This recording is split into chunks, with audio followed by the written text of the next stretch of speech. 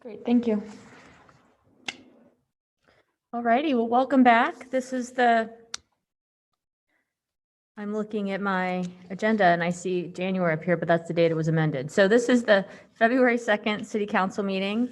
We'll go ahead and call the meeting to order. First item of business is an invocation, which we observe with a moment of silence, followed by the Pledge of Allegiance.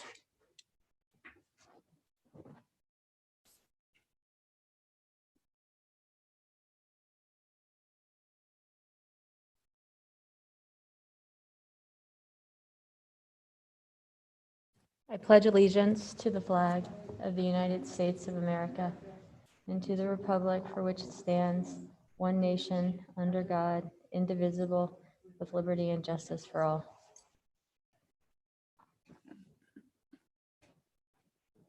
All right, next up is roll call. Clerk, will you please call the roll? Bajent. Here. Clegg. Here. Halliburton. Here. Sanchez. Here. Thompson. Here. Woodings. Here. All present. Thank you. Next, we have a request for approval of minutes from the strategic planning session and regular day meeting of January 26th. Madam Mayor, I move approval of the City Council meeting minutes from the strategic planning session and regular day meeting of January 26th. Second. We have a motion and a second. Clerk, will you please call the roll? Sanchez. Yes. Thompson. Yes. Woodings. Yes. Bajent. Yes. Clegg. Yes. Halliburton. Yes. All in favor, motion carries. And next, under special business, we have 3 appointments of 3 residents to various different commissions. First off is Marty Kinty to the Historic Preservation Commission for a 3-year term ending February 2024. Madam Mayor, I ask unanimous consent that Marty Kinty be appointed to the Historic Preservation Commission for a 3-year term ending in February of 2024. Without objection? All right, is Marty, do you happen to be on the line? Thank you so much for your service. I really enjoyed talking with you and look forward to the Historic Preservation Commission. If you're here and want to say anything, you're welcome to. I'm here. Can you hear me? Oh, yes, we can hear you. Welcome. Sorry, I was muted. I just wanted to say thank you so much. I'm really excited about this position. I live in Roosevelt Flats in a historic home and am really passionate about preservation and our beautiful historic districts. And so I'm just really excited for the next 3 years. Thank you. Thank you, Marty, and welcome.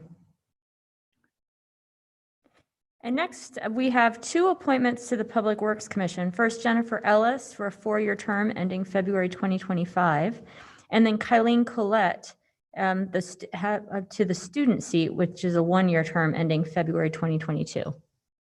Madam Mayor, I would ask unanimous consent that Jennifer Ellis be appointed to the Public Works Commission for a 4-year term ending in February of 2025, and that Kylene Collette be appointed to the Public Works Commission in a student seat for a 1-year term ending February 2022. Without objection? Great. I want to say also to Jennifer and Kylene, thanks so much for your willingness to serve. Jennifer has served as an ambassador, had gone through the Live Ambassador program before, and so I enjoyed hearing about her experience doing that. And then Kylene is a student, Boise State, and really looking forward to getting involved in her community. So welcome to you both. And if you're here, you're welcome to say anything. Hi there, this is Jennifer Ellis. Hi, Jennifer. Hi, it's really nice to be here. Thank you. Hi, and this is Kylene Collette. Thank you so much. I'm very excited for the opportunity to serve Boise. I'm from South Africa originally, but been here for 6 years, and it's a fabulous place to live. And I'm really excited to be part of what we have going on here. Well, thank you both for joining our Public Works Commission. Truly appreciate it. And congratulations to all 3 of you. Madam Mayor, Yes. I'd just like to also thank everyone who has stepped up to serve on our commissions. Want you to know, I know how important it is, how much time it takes, and how I really appreciate it. As does the rest of the council, I'm sure. Yes, thank you all. Okay, next up, we have the consent agenda. All items on the consent agenda will be considered, and all the items with an asterisk actually, will be considered to be routine by the council and shall be placed on the consent agenda. There will be no separate discussion on these items unless a member of council or the public so requests. Madam And- Mayor, Case, you can remove an item for, to be considered in its normal sequence. Yes, was that Councilmember Thompson? it was, sorry to interrupt, Madam Mayor. I just wanted the record to reflect that I will abstain from Resolution 72-21. It's an easement between our Parks Department, Idaho Power Company, my place of employment. Thank you. Sure, thank you. Madam Mayor, I move the consent agenda as presented. Second. We have a motion and a second. Any discussion? All right, clerk, will you please call the roll? Sanchez, Yes. Thompson, He says Williams. yes, but he's muted. Woodings, Yes. Bajent, Yes. Clegg, Yes. Halliburton. Yes. All in favor, motion carries. Madam Mayor, Yes. real quickly before we move on, I should have mentioned this before. Our consent agenda today, I know that a lot of times in all the resolutions, there's some pretty big deals that get overlooked in our regular course of business. We've received some monies from the federal government for rental assistance for our communities most in need. And we'll be passing those through to Boise City, Ada County Housing Authority for distribution. So if anybody's watching tonight and needs rental assistance, those funds will be available soon, as well as all of the criteria that will go into their disbursement. So thank you. Madam Mayor, just a Yes. follow-up to that. I was unable to attend because of the city council work session, but the Boise City Ada County Housing Authority Board met tonight to accept the rental assistance monies. So I know it's ready to go. Yes, that was a welcome announcement that we would be receiving that money, and really do appreciate the partnership with the Boise City Ada County Housing Authority. The Ada County portion will be helping to administer the funds that Ada County got for rental assistance, and the Boise City part of it will be administering the Boise City funds that we received from the federal government. So thanks, council member, for flagging that. Okay, we have nothing on first reading, but we do have one ordinance on second reading. Thank you, Madam Mayor. I ask unanimous consent that all ordinances on the second reading calendar be read by number and title only and filed for the third reading calendar. Second. I think that was that without, Unanimous consent. okay, great, without objection. ORD-3-21, an ordinance amending the Boise City Development Code, Boise City Code Title 11, Chapter 6, Section 3, to add a subsection 4 to provide additional bonuses for diverse and affordable housing, an increase of maximum allowable development on a property, approving a summary of the ordinance and providing an effective date. Thank you. There are no ordinances on third reading, so we'll go into new business. We have the public hearing section of the evening. We have two items tonight. First, we'll start with CR 20-14, the rezone of approximately 5 acres along Orchard Street. And it looks like as though nobody signed up in advance, but I'll just walk the public through, for those of you that are on Zoom waiting to talk, how we'll do this. With both applications, we'll hear from city staff, present them, and then we'll hear from the applicant. And then if a neighborhood association of record is present and wishes to testify, we'll take that. And then from there, I'll go into the list of people that have signed up in advance to speak. And then after that, we'll see if there's anybody else on Zoom waiting to have us hear from them. There's nobody in the council chambers tonight other than the staff that you can see in the video. And so unless that changes, we'll just be working through Zoom this evening. All right, is it Cody? Oh, hi, Cody. Now I see you. Yes, Cody's with us to walk through the Franklin and Orchard site. Thank you, Madam Mayor, members of council. Can you all see my screen okay? Yes. Thank you.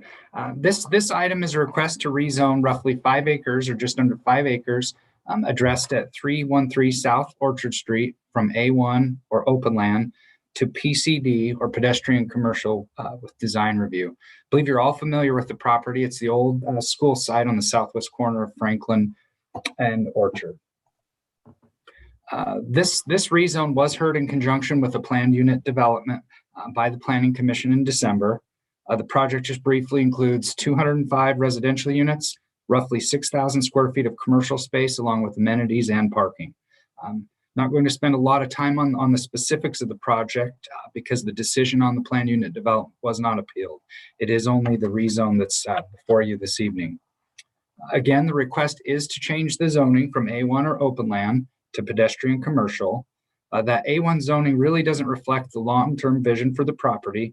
It's really more of a reflection of the historic use of the property as a school. The property is designated mixed use on the land use map of the comprehensive plan. And as indicated in your packet, this would allow a number of zoning districts. As you saw, the commission did find the pedestrian commercial zoning to be appropriate.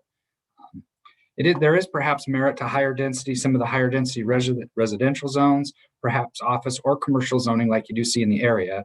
But the pedestrian commercial zone, from our perspective in the commissions, really is the best to facilitate mixed use development, including, and it does include an allowance for higher density residential development.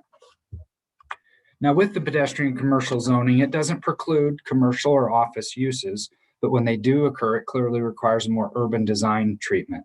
Also, this zone doesn't allow auto-centric uses like drive-up facilities and sales lots. From our perspective, even this eliminates the need for a development agreement with the request. And more significantly, the city is retaining ownership of this property, so we're confident even if the specific project doesn't materialize, the PC or pedestrian commercial zoning is most appropriate. As you saw in the record, there was some opposition to the request that was focused more on some of the design elements rather than the zone change. But these are certainly interrelated because any change in zoning from open land will result in more activity and a change in built form on the site. We heard concerns that we often hear with infill projects. Those include worries around traffic, parking, and then height.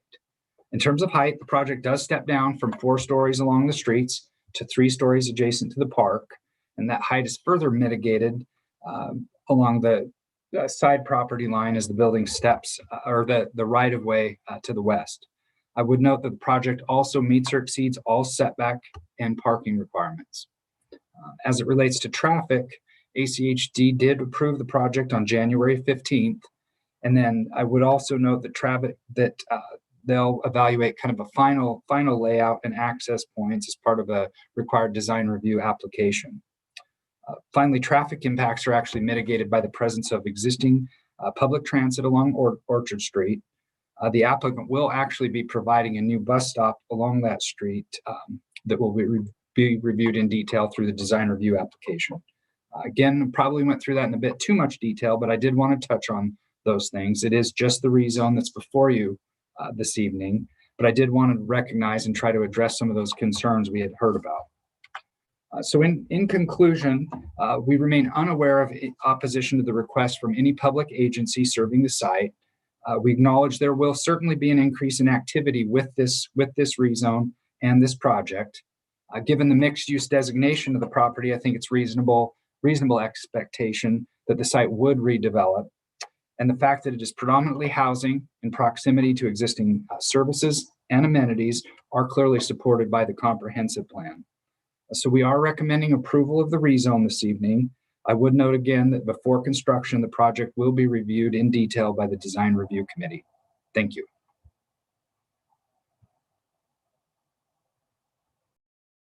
Thank you. Any questions for Cody? Madam Mayor. Yes, go ahead.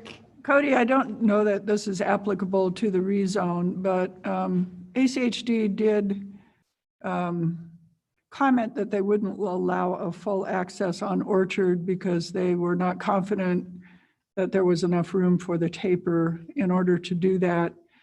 Was there any discussion about that with the applicant, and are they comfortable with the access to the site with that limitation?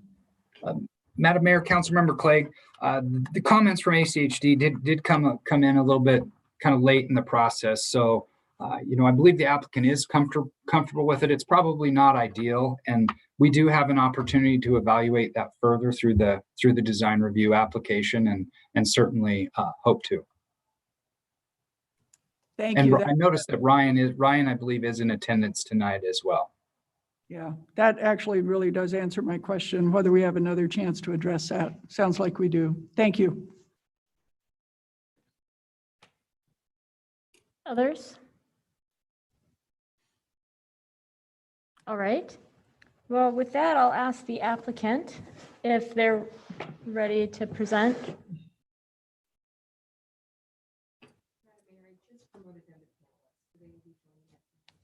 Okay, great, thanks.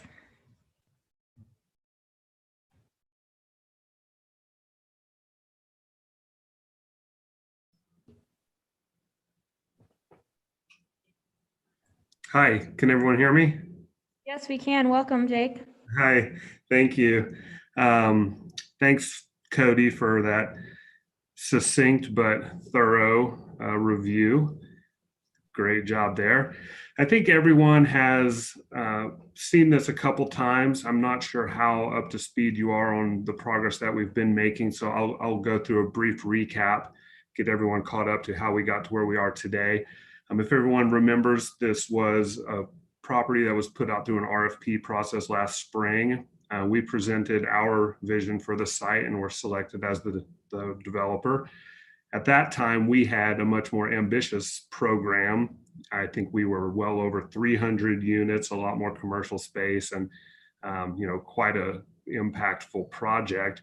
We, post award of the RFP, worked together with Melinda and a lot of folks from the neighborhood, a lot of folks at the city, Leon Letson and Rhiannon Avery. And we really whittled it down to what we felt all collaboratively was a much more appropriate project for the site. And that got us to where we are today, maxing out no higher than 60 feet at the peak on Franklin and Orchard, 43 units to the acre density, which is very modest and appropriate for the site, and then a good mix of commercial and retail spaces.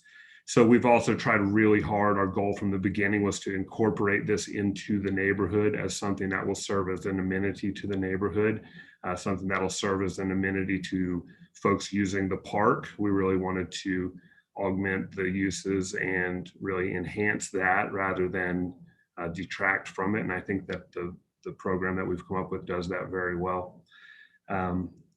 As for the question about the ACHD, it's true that we do prefer a full access turn in and out, but we are prepared to make it work with a right in, right out. So just to alleviate any concerns about that, it is our preference, but we've done right in, right out before on many other projects, and we feel confident that we can make that work.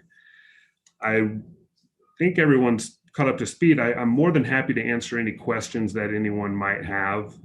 We've had, like Cody said, a few comments from the community. I think that we've tried our best to address those and work through those. And hopefully you agree that this process has led us to what is going to be a very good project for the immediate community and for the city as a whole. So I'll keep it brief with my comments and welcome any questions when the time is appropriate.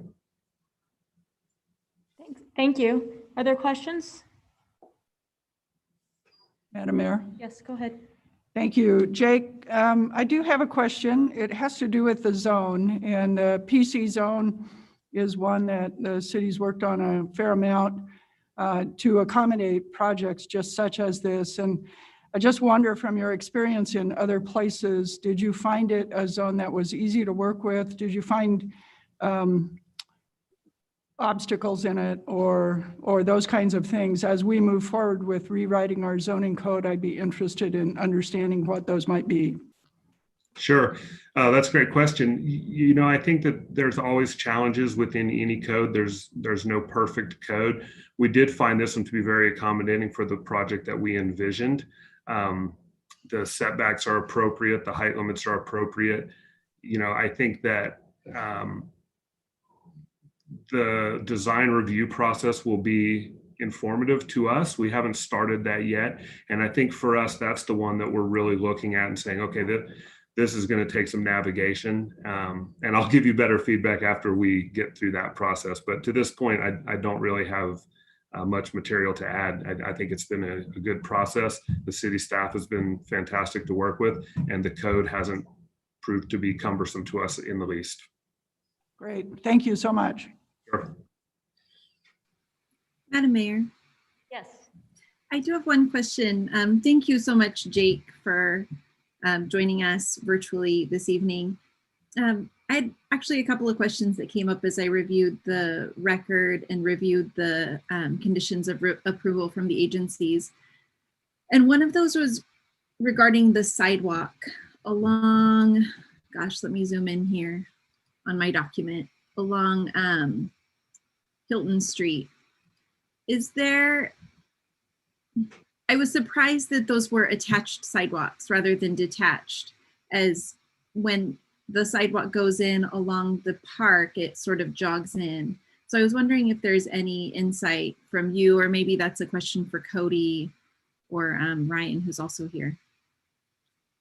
I think that there's going to be some input from those guys. From our perspective, that's still that particular section has work left to do that I think will be finalized during the design review process.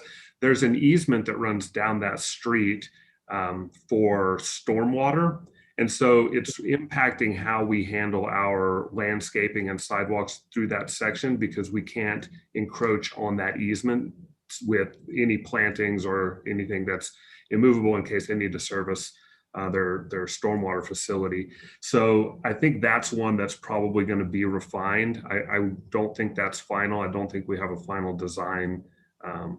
And so I do think that through design review, we'll be tightening that up. So if either Cody or Ryan wants to add to that. Madam Mayor, Councilmember Woodings, certainly through design review, we'll explore the ability to detach that sidewalk. If the trade-off is losing trees or something like that, we'd look at it very carefully, but that's certainly still an opportunity. Yeah, it just seems on that corner where that's going to be a pretty major ingress and egress from the development, it would make sense to detach those just from a pedestrian point of view. And Madam Mayor, I have one more question, if I may. Of course.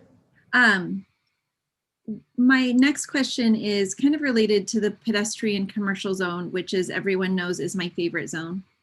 And the placement of the restaurant on the lot. Normally, a commercial building would be brought out to the street rather than flipped in that more suburban configuration of having a parking lot and then a building. And I understand that there's some consideration with its placement on the park. Can you just kind of walk me through the decision-making process on that, Jake? I think you hit the nail on the head. We went back and forth on exactly how to orient that, but we saw the opportunity to use the park and that cafe space as amenities for each other as sort of too good to pass up. In our vision, people can use the park, the cafe interchangeably. We plan on having a large outdoor seating area. So, in a perfect world, you might have a mother or father having a cup of coffee, sitting on the edge, the children are playing in the park, and everything can kind of flow back and forth seamlessly. The second part of that is part of our deal with the city was to provide additional facilities for the park, and that comes in the form of public restrooms that are accessible to anyone using the park, not just patrons of our businesses or residents of our buildings. And so by getting that closer into the park, we're able to integrate everything in together very well, so that people don't have to cross over parking lots. They don't have to go out to a separate building that's off-site from the park to use those facilities. So it's sort of a combination of things. We do recognize that the more urban design is to push everything to the street, but we think we've come up with a good design that kind of straddles and it helps us get a little bit of the best of both worlds. That was our thought process. That's great. Thank you for walking through that with me. Sure.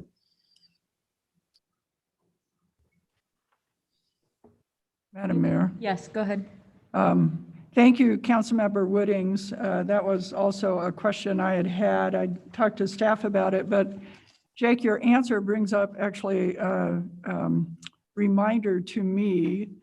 I know that you've worked in the Salt Lake region, and in that region, Envision Utah worked on some design standards that foresaw situations where you would have a parking lot at the street, even when you were trying for an urban footprint.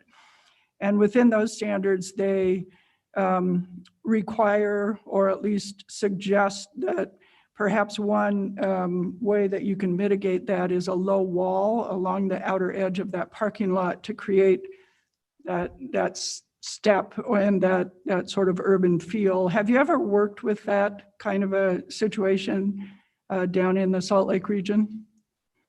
I would say that not specifically exactly what you're describing, but we always use best efforts to mitigate specifically for the site that we're working on. And I think that we'll be working towards some solution like that on this site as well. Again, I'll defer back to the planners a little bit on the process that we'll go through during design review. And first and foremost, we'll obviously want to honor the code and do everything that's required and allowed within that. But we don't have any objections, and I think that frankly we would probably want to do that ourselves. And so, to answer the question, this is a unique situation that always requires a little bit of specific thought and consideration. And so we'll work together with the city on that. Thank you.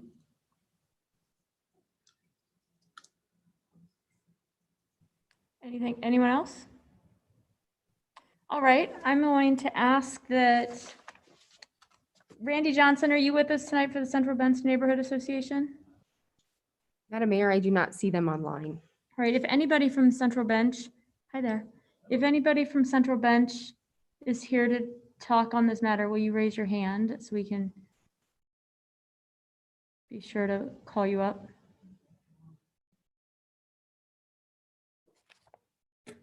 Madam Mayor, I don't see anyone with their hand raised, nor anybody from the association that was listed. Okay, all right, thank you.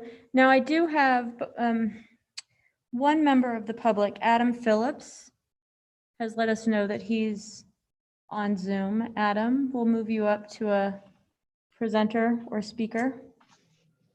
And Adam, I think we received an email from you today. Yes, that's correct. Thank you, Madam Mayor, council members, other attendees.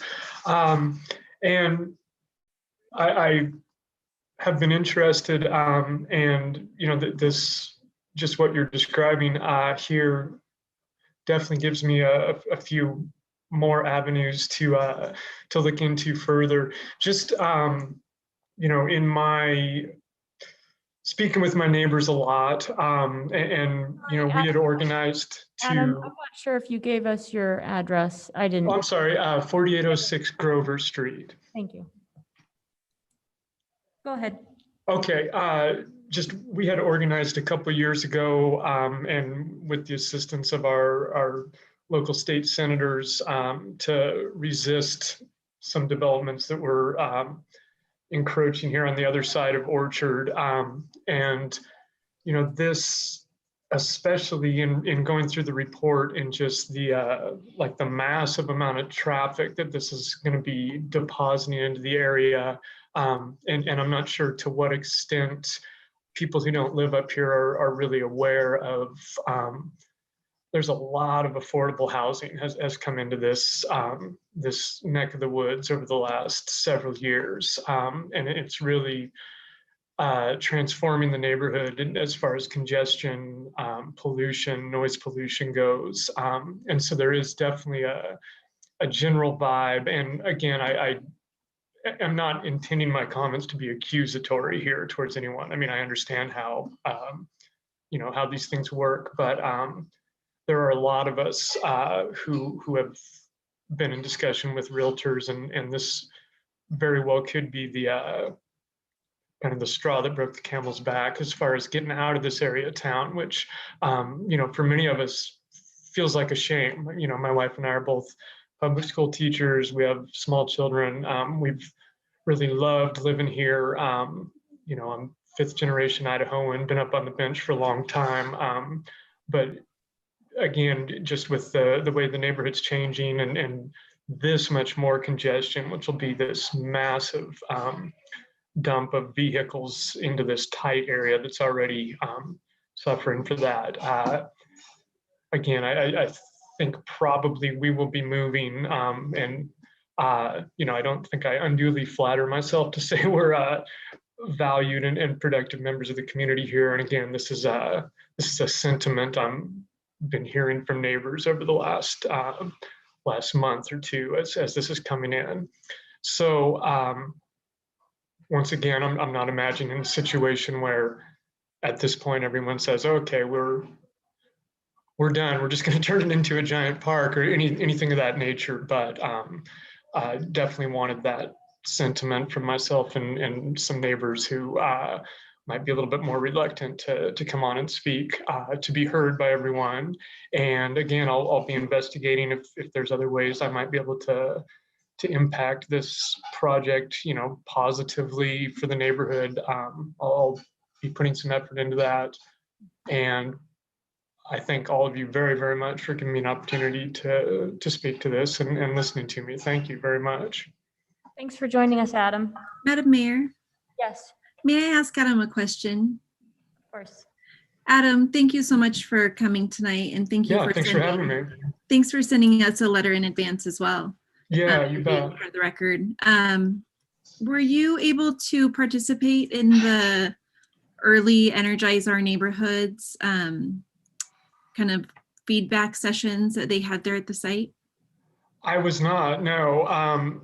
And do you know when those were? I've been out of town a bit throughout the COVID situation. We've had occasion to leave, but to be honest, that's not something I'm aware of as you're mentioning that to me. They were last December and January. They had set up a large white tent right there on the old Franklin School site to gather some input, and they had also some sessions over at the Hillcrest Library that were really well attended. Okay, well, yeah, that sounds fantastic, and I wish I had been aware of that and attended. Yeah, because one thing that we're trying to do as a city is really kind of get out in front of these things and gather neighborhood and feedback early so that we're able to really do projects. So I would encourage you to get engaged early in the future when you have the opportunity to do so, because every neighborhood in the city is changing, and every neighborhood in the city is seeing a lot of change because of growth.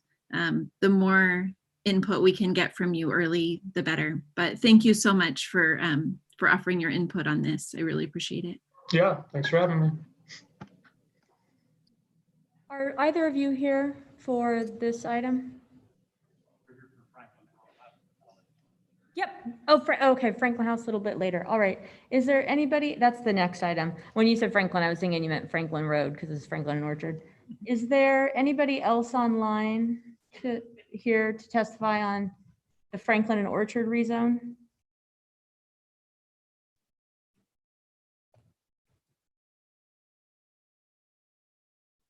Nope, it doesn't look like it. Before I close the public hearing, are there additional questions for staff? Or, and the applicant gets to, excuse me, I forgot. The applicant may make a rebuttal if you so choose. Oh, thank you. I will just take the opportunity to thank Adam for joining us and for providing his comments. And he said something that I think is really important, that, he is going to look for ways to steer this project to have a positive impact on the neighborhood and on the community. And that's exactly our goal as well. And we've done a lot of things to try to achieve that goal already, and we have no intent of stopping. So we welcome feedback, we welcome suggestions, and I really welcome conversations about how the local citizens also think that we can make this a better project. So thanks again, Adam. And if you would like to reach out to me directly, please feel free to do so. Thank you, Madam Jake. Mayor, question. Yep, go ahead. Was that, did you say go ahead to me? That's for you. All right, thank you. This might be for Jake or for Cody, and it's just real quick. I thought I remembered hearing something from the Neighborhood Association earlier about working with you in this project and how well that had gone. And I was just curious if you could just talk quickly about your work with the Neighborhood Association. My thoughts are that if they were really opposed to it, all of a sudden that they would have showed up tonight, but they've been working pretty closely with you throughout the process. Is that correct? We have been working closely with Melinda McGoldrick has been handling that. She's sort of the intermediary. So she has been great about getting everybody, creating alignment and helping us to solve problems. It's been continuous since we first started working on the project. We also have a group that we're working with right now that is a local nonprofit that helps do economic development projects, who we're hoping that we'll be able to get to an agreement with to help curate all of our commercial and retail spaces. So they'll truly will be neighborhood beneficial uses in there. So we've been doing those types of things. And again, we want to continue to do that. So, we took a lot of feedback and information from the neighborhood at the very beginning. We have had several meetings. We did a Zoom meeting for several hours where we let everybody give all of their input and feedback. And we actually took a lot of those suggestions and incorporated them into the concept that you see today. So Councilman Halliburton, I would say that is correct. And we really appreciate the collaborative nature that Melinda and other folks in the city have helped facilitate. So it's been a great process from our perspective. Great. Thank you, Jake. Thank you.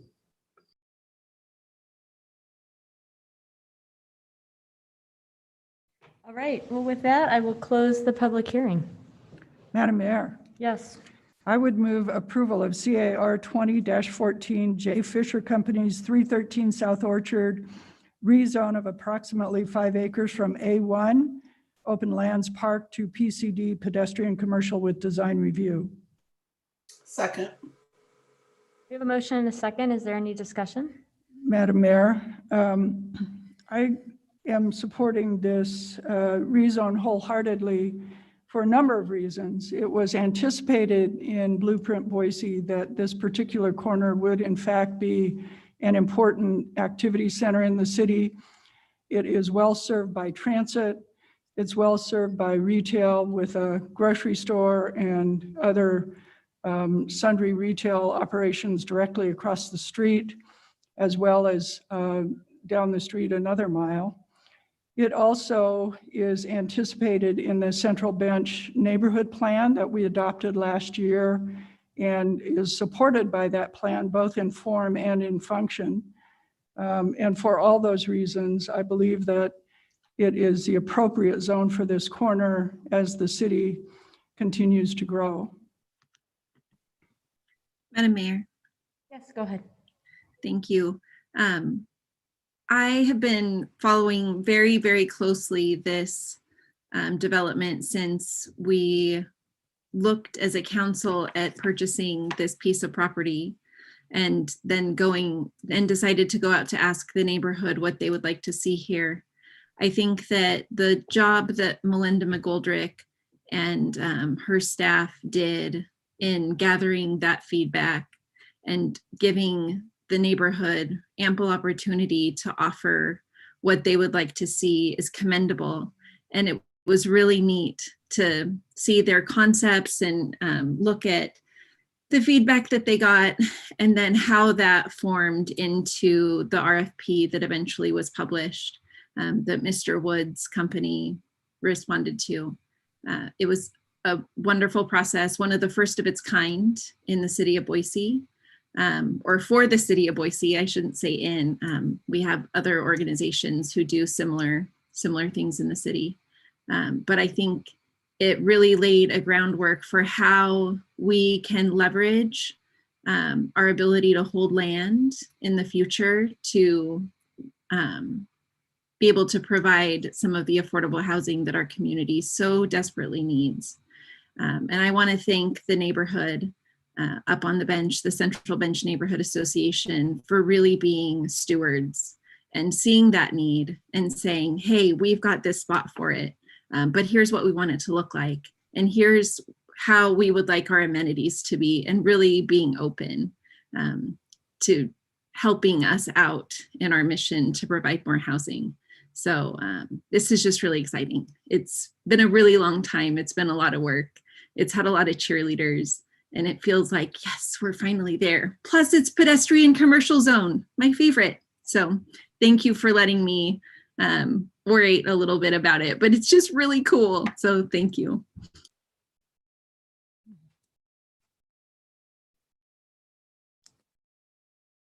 Well, I don't think that I'll be in play here, but I want to just add to what's already been said and to highlight how important this rezone, but most importantly, this development is. This was a great proof of concept for us for our housing land trust and our goals of ensuring that we have an affordable home for everyone that lives in our community. And we looked at this piece and really appreciate the way the neighborhood association was involved, the different applicants that put together proposals were all wonderful, and the committee chose this one. And then the rezone that goes along with it makes it possible now for more work to be done at the design review level. And as Jake said, in response to Councilmember Wooding's questions about the sidewalk, there's still some work to be done. But this will bring quite a few homes to our city when we so desperately need them. And as we look at every tool that we could potentially bring together to address affordability, having a housing land trust, holding land, as Councilman Wooding suggested, and then putting it out for proposals that stipulate the things that we want to see is an incredibly valuable tool. And I really look forward to seeing this progress alongside the design review committee as the final plans are developed, and ultimately we can welcome people into these homes. Clerk, will you go ahead and call the roll, please? Sanchez, Yes. Thompson, Yes. Wooding, Yes. Agent, Yes. Clegg, Yes. Halliburton. Yes. All in favor, motion carries. Thank you. Madam Mayor, Yes. thank you for your persistence on the land trust. Thank you. It's great to see the first project. It really is great to see the first project, and I look forward to others to come. And thank you, Jake and team, and of course, Cody and Melinda Rightly was called out for her work through Energize as a member of our housing team and Energize team on this project. So we have one more item on, I just want to, it hasn't been all that long, so I'm going to go ahead and start this item, and if we need to break in the middle, we will. The next up is a revisit, a redo of CUP 20-28. And I say that because council already saw this and asked that some work be done on it, and now it's come back. We've actually got two people now in the room, so I'll call on you all first once we get to the public hearing part, so that if you want to go home, you're welcome to. Of course, you're welcome to stay as well. It's nice to see you here. And then we'll go through with everybody that's on Zoom as well. And I'm gonna first, I'll call through the list that we have here. And then if anybody else joins us and wishes to speak, we'll have you raise your hands. And I guess we'll have to tell them again, but everybody will have a chance, even if you didn't sign up in advance. So first off, Cody, why don't you go ahead and kick us off? Thank you, Madam Mayor, members of council. I'll try to keep this fairly brief because, as you noted, we've heard this before and had significant public hearing already. As a reminder, this is a request for a special exception for a unique combination of uses that aren't really defined specifically in the development code. There are elements of a tavern, event center with live music, along with an already approved bed and breakfast. This use occurs in an existing building and in the rear yard of a site that's addressed at 1502 West Franklin Street in an R3 or multifamily residential zone. As you recall, Council heard this item back in December, and after significant testimony, some in support, but a lot in opposition, there was a lot in opposition. Those in opposition were concerned with impacts on the residential neighborhood, and at the conclusion of the hearing, Council did direct staff to go back and meet with the applicant and see if the project might be conditioned appropriately rather than denied. We did meet with the applicant, and as you saw in the packet, they have proposed a series of conditions or concessions. It is detailed in your packet, but it is probably best that the applicant walk you through that in detail. In short, they've included limitations in terms of the season, limits on occupancy, hours, limits related to the food trucks, music, and generators. They have also agreed to an annual review and to have an on-site caretaker with contact information available to the neighborhood and the city. I want to, from a staff perspective, acknowledge the effort by the applicant. As you can see in the conditions or concessions they're proposing from what you heard previously, certainly are significant. As a reminder, though, the site is zoned residential and is surrounded by residential zoning. Also, I think it's important to note that this is a special exception that is different than a typical conditional use permit. The standards for approval or that bar to meet are clearly higher. These are otherwise prohibited uses that we're talking about. Specifically, council to approve this would need to find that the project would produce an equal or lesser impact than allowed uses in the zone, and the proper zoning is not available in the neighborhood. Those two criteria really were staff struggled from the beginning, and the commission, as you could see in the record.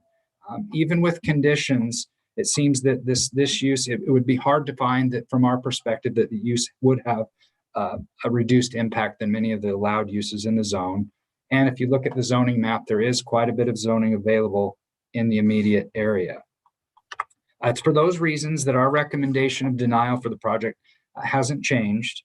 So consistent with the recommendation that was made by the Planning and Zoning Commission, we are suggesting you deny the permit tonight. Again, we'll acknowledge that the applicant has made a significant effort to mitigate the impacts, and they would certainly be significantly reduced. But again, we do struggle with those two specific findings. That does conclude our comments. Should council elect to approve the application this evening, we would need to return with findings and a list of conditions of approval. If you adopt the recommendation for denial, we would suggest that the findings and reasons statement recommended by the Planning and Zoning Commission be adopted. Thank you. Madam Mayor, Yes, go ahead. I have a question, Cody, about the standard that that the memo calls out for us to apply. So on the one hand, part of this of your recommendation is that there is zoning sufficient to allow this use in the nearby area. And then on the other hand, the recommendation is that this use would have a greater or impact than allowed use in the nearby area. And I don't feel like you can, I don't feel like it's got to be one or the other. If the use is allowed in the nearby area, then this can't possibly have a greater impact than an allowed use in the nearby area. Do you see the tension I'm talking about? And can you help me understand how to wrap my head around that? Madam Mayor, Councilmember Page, and it's funny, I've never really looked at it that way. I guess from our perspective, there's commercial zoning in the immediate area, and area isn't defined. I mean, we don't have an objective kind of black and white distance of what that area is. I guess from a staff perspective, when we're speaking to that, we are talking about that commercial zoning closer to State Street, where we would anticipate reasonably, more of the commercial type of uses.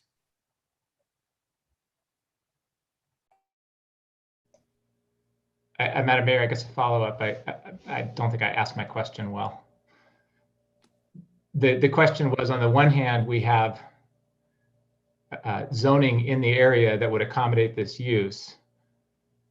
And then on the other hand, we have a recommended finding that this use would be more burdensome than the zoning in the immediate area. And I can't figure out how to get my head around those two things at the same time. Either this is permissible in the immediate area, and therefore it can't be more burdensome than the area that surrounds it, or it's not permissible in the immediate area, and therefore there's no zoning sufficient to accommodate this use in the immediate area. Yeah, Madam Mayor, Councilmember Bajent, I think, the zoning in the area transitions as you get away from the State Street corridor to residential. And that's really where our recommendation, what we relied on. I certainly think there is some subjectivity there. You're absolutely right. Thank you so much, Cody. Madam Mayor. Cody, maybe if I could ask a clarifying question on that. As I read the staff report, the finding of staff was that the zone that is applied to this particular site, which is R3, is such that this use would be an additional impact on the neighborhood to a typical R3 use, not that it would be an additional impact to the neighborhood for a typical use in the area, but immediately on the site. Was I reading that correctly, or am I wrong on that? Madam Mayor, Councilmember Clegg, I think you probably answered Councilmember Bajent's question better than I did. We were comparing it to the range of uses allowed and expected in the R3 zone, which is what applies to the subject property. Okay, so my question around that same clause was this: while the zoning is R3, the future land use map in our comprehensive plan shows mixed use. And we're interpreting the R3 zone as one that does not allow mixed use without a special exception. Madam Mayor, Councilmember Clegg, currently the R3 zone would allow mixed use to a degree. On a small parcel like this, probably the closest thing would be through a conditional use permit, say an office use or some of the childcare facilities. But in that zone, certainly not, restaurants, bars, things like that. Okay, so essentially,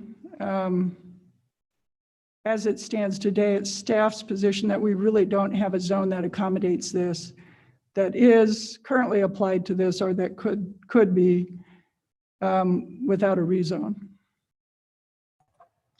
Madam Mayor, Councilmember Clegg, I think that's a fair way to put it. With the mixed use designation, I think that acknowledges that there's merit to a variety of uses here, and perhaps a variety of zoning districts. It really depends on the location. In fact, our mixed use land use designation, even in certain instances, allows industrial zoning, I believe. Obviously, that wouldn't apply here, but we have used it to justify commercial zoning in other locations. In fact, the application we just heard this evening was a mixed use designation and rezone. Thank you. Madam Mayor. Yes, go ahead. Cody, correct me if I'm wrong. I feel like I recall that there were 4 of the 6 criteria when this first came to us that the planning team didn't think that they met. And now there's kind of 2 that are highlighted. I'm wondering if the conditions that the applicant put on, did that change those other ones that were kind of question marks, or are those still concerns beyond just those 2? Madam Mayor, Councilmember Halliburton, it really has primarily been those 2 standards that from a staff perspective, we've been concerned with, the entire time. There is the final standard in terms of being in compliance with the comprehensive plan. And like with most applications, that can certainly be debated. There are certainly elements of the comprehensive plan that would support this sort of thing in this location. There are other elements of the comprehensive plan that talk about maintaining neighborhood character and the quiet enjoyment of residential neighborhoods. So that finding's debatable. It really is the equal or reduced impact and then the zoning in the area. And Madam Mayor, if I could just follow up to that. So with the conditions that that the applicant put on, it seems like it probably reduces that impact for number 2. So maybe not quite to 0 in your opinion, but reduces it, but it doesn't have an impact on number 5 whatsoever. Is that correct? Madam Mayor, Councilmember Halliburton, that's correct. That's all. Thank you. Thank you. Anyone else with questions for Cody? All right, we will go ahead. Can you move the applicants up to, are they ready? Okay, great. We'll go ahead and hear from the applicant. Anne, Anne, are you representing them again? Great.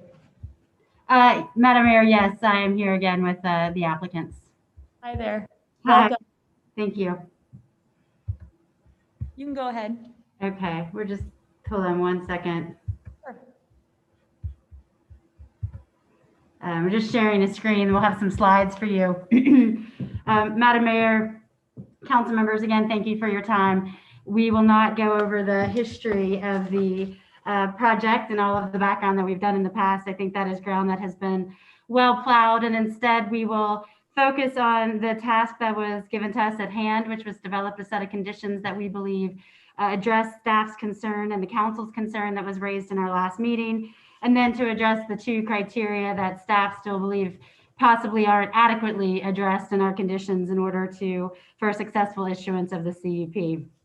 In connection with the conditions themselves, as you can see, there's a number of conditions that the applicant has submitted in order to address the major concerns that we heard from public testimony from the initial meetings through planning and zoning and through our last meeting with city council.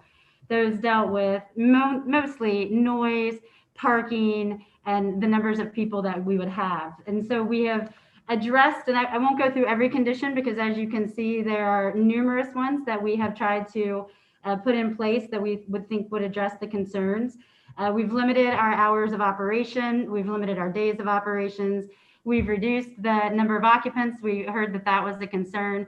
The 35 occupants was maybe a little more than what was discussed, but based on our economics and the fact that we can have 10 guests at any time, we felt that that was a reasonable accommodation. Parking, which has been a major concern for people of on-street parking, we have secured, and a copy of the signed lease has been provided to council for their review, showing that we now have off-site parking to satisfy our parking requirements.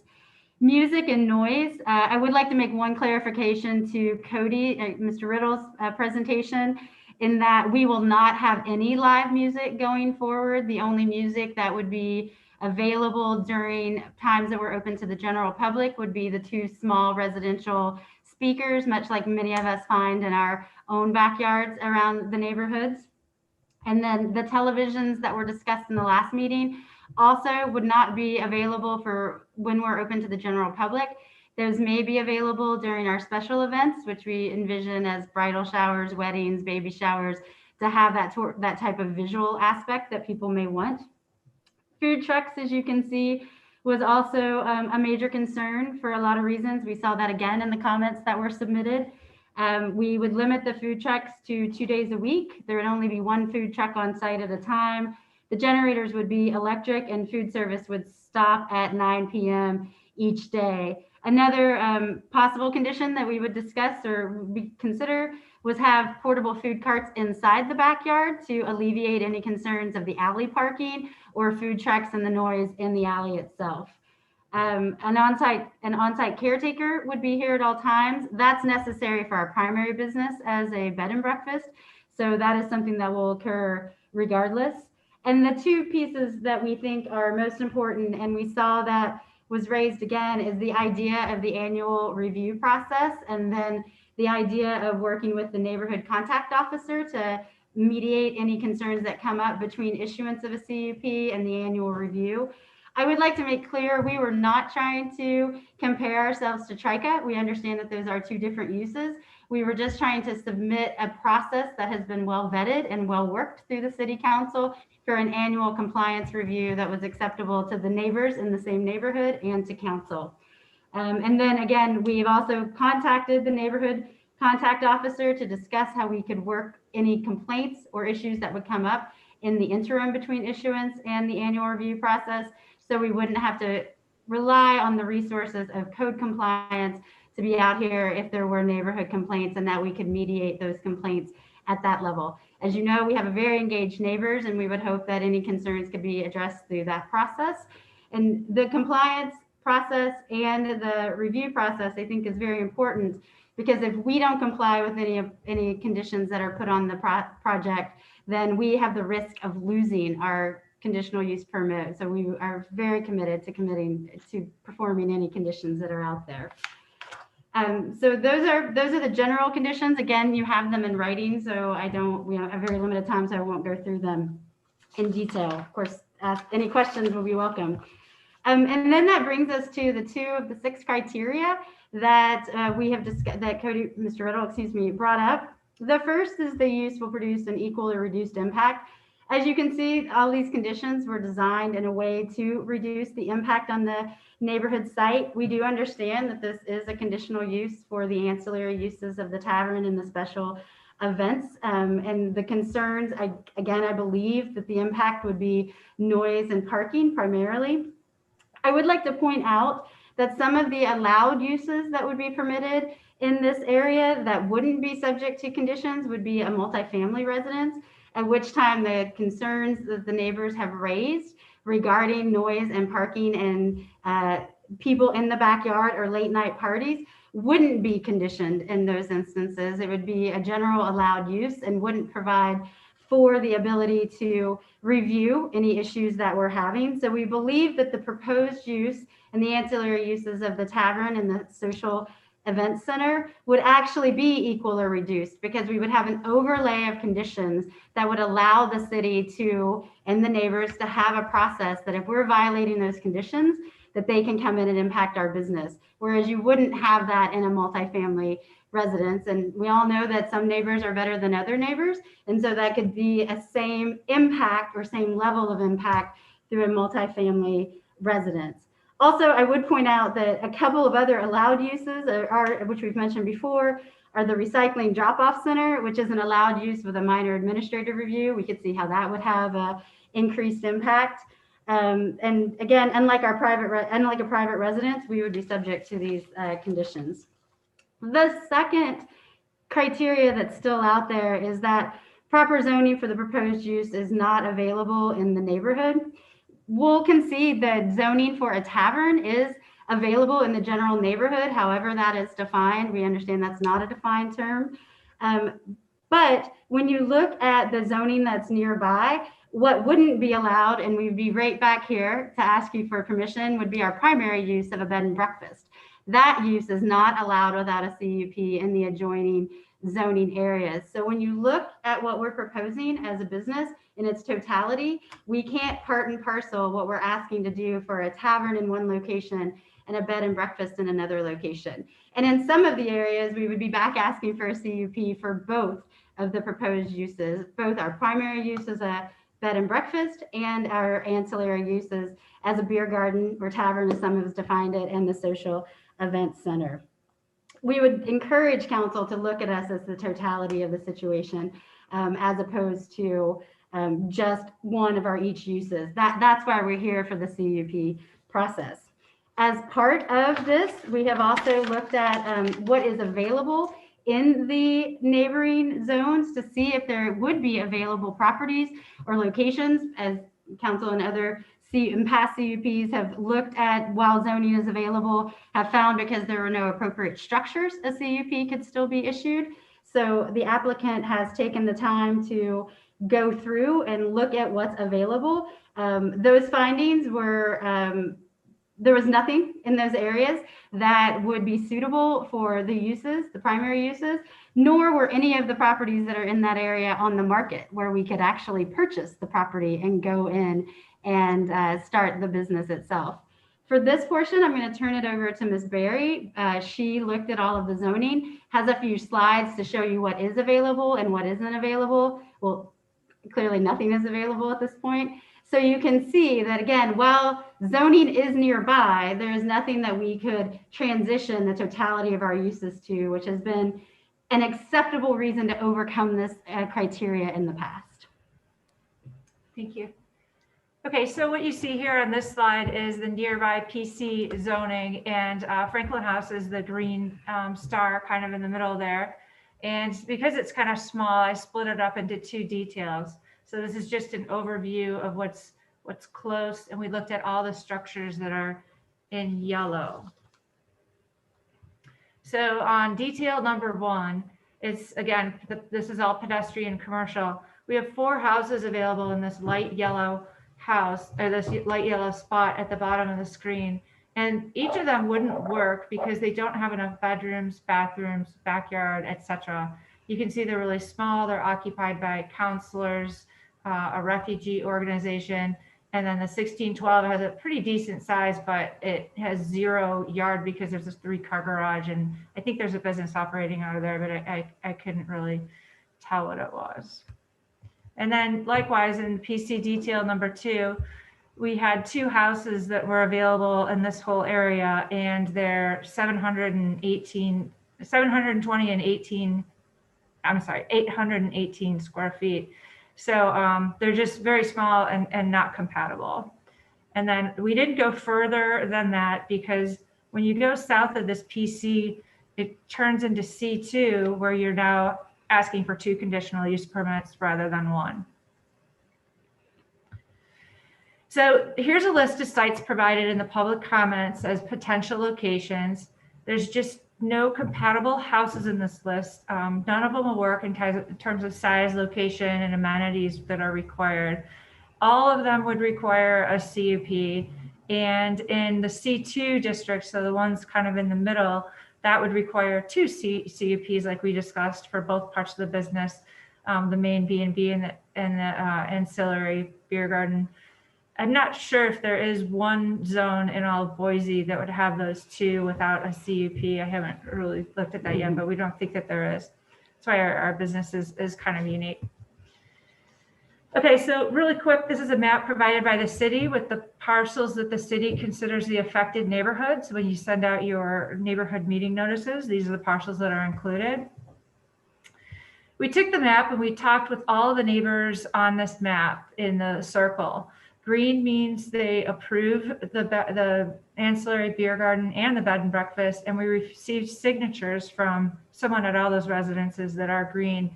Yellow is an unaffected daytime business, and blue is Franklin House, and brown is the one neighbor in the radius that's in opposition, who I'm sure you'll hear from tonight. So, I just want to bring up one more thing. As you can see that this is the zoning that we're into, the Franklin House is located almost in a transitional area. We're on the side of 15th Street, that while there are residences, it is closer to the PC zone. So there's a lot of talk about the residential characteristic of it as well. But we are, as the comprehensive plan designs, in a sort of transitional neighborhood as well. So we just want to make sure that that is clear to the council as well, that when we look at zoning and what's available to us, we have tried to stay within a close enough area that would allow us to work and do our primary use while still maintaining the purpose of the Franklin House. okay. In summary, thank you, Madam Mayor and City Council, for your time and consideration of the application and the proposed conditions of the CUP. In an effort to save the council's time, we ask that the 68 signatures that we collected and all the residences in the green be counted as approval for our operating conditions from the people who are affected most by the Franklin House, those neighbors within the 300 feet. And just for clarification on that, just so the council members know, we submitted as part of our written comments a petition in support of the conditions once they were released to the public. That petition shows that these owners, the one in green, this has been discussed a lot with council. We wanted to be respectful of your time. We can have those people testify, but we're in hopes that the written submission of the petition with the signatures and their addresses will suffice to show the overwhelming support of the surrounding neighbors. Yep, and can I add one thing? Mhm. It's actually not only owners, but it's residents. It's people who live there and are affected by the houses or by the Franklin house. So again, council, thank you for your time. Sorry for the tag team. Everything is different these days. And we look forward to any questions or comments that you may have at the end of everyone's presentations. Thank you. Thank you. Thank you. Are there questions for the applicant? Madam Mayor, one question. Sure. I see Councilmember Bajent and then I think Hallie Burton. My question had to do with the signatures. I see the image that's still up on the screen, and it looks like you've listed everybody who approved and gave you a signature or verbally supported but could not connect for a signature. My question is, apart from that brown house, is there anybody who you asked for a signature who declined to give you one? No. Oh, okay. Thank you. Madam Mayor, my question is somewhat similar, and I don't know that it's really the main factor to the decision. I'm wondering, with those daytime businesses, were they contacted, or since they were no impact, were they not contacted for the petitions? And if so, were they supportive, not supportive, not really caring? We did not reach out to them. Great, thank you. Madam Mayor, Yes, go ahead. thank you. Just to follow up on Councilmember Hallie Burton's question, is there a reason why you didn't reach out to those businesses? Yes, so a couple of them we actually have reached out to in the past, not this past round. And our feedback has been, we're a business, we don't care. And actually we got that from one of them this time. And it made us just kind of say, okay, we're gonna leave the businesses. Thank you. Madam Mayor, Go ahead. yes, if you could just remind me how long it has been that you have owned this property and how long you've operated the current business. Thanks. We bought the property in May of 2018. We spent about a year and a half renovating it. We opened our ancillary business in July of 2019 and the bed and breakfast in same time? Yeah, Right about the same time. Thank you.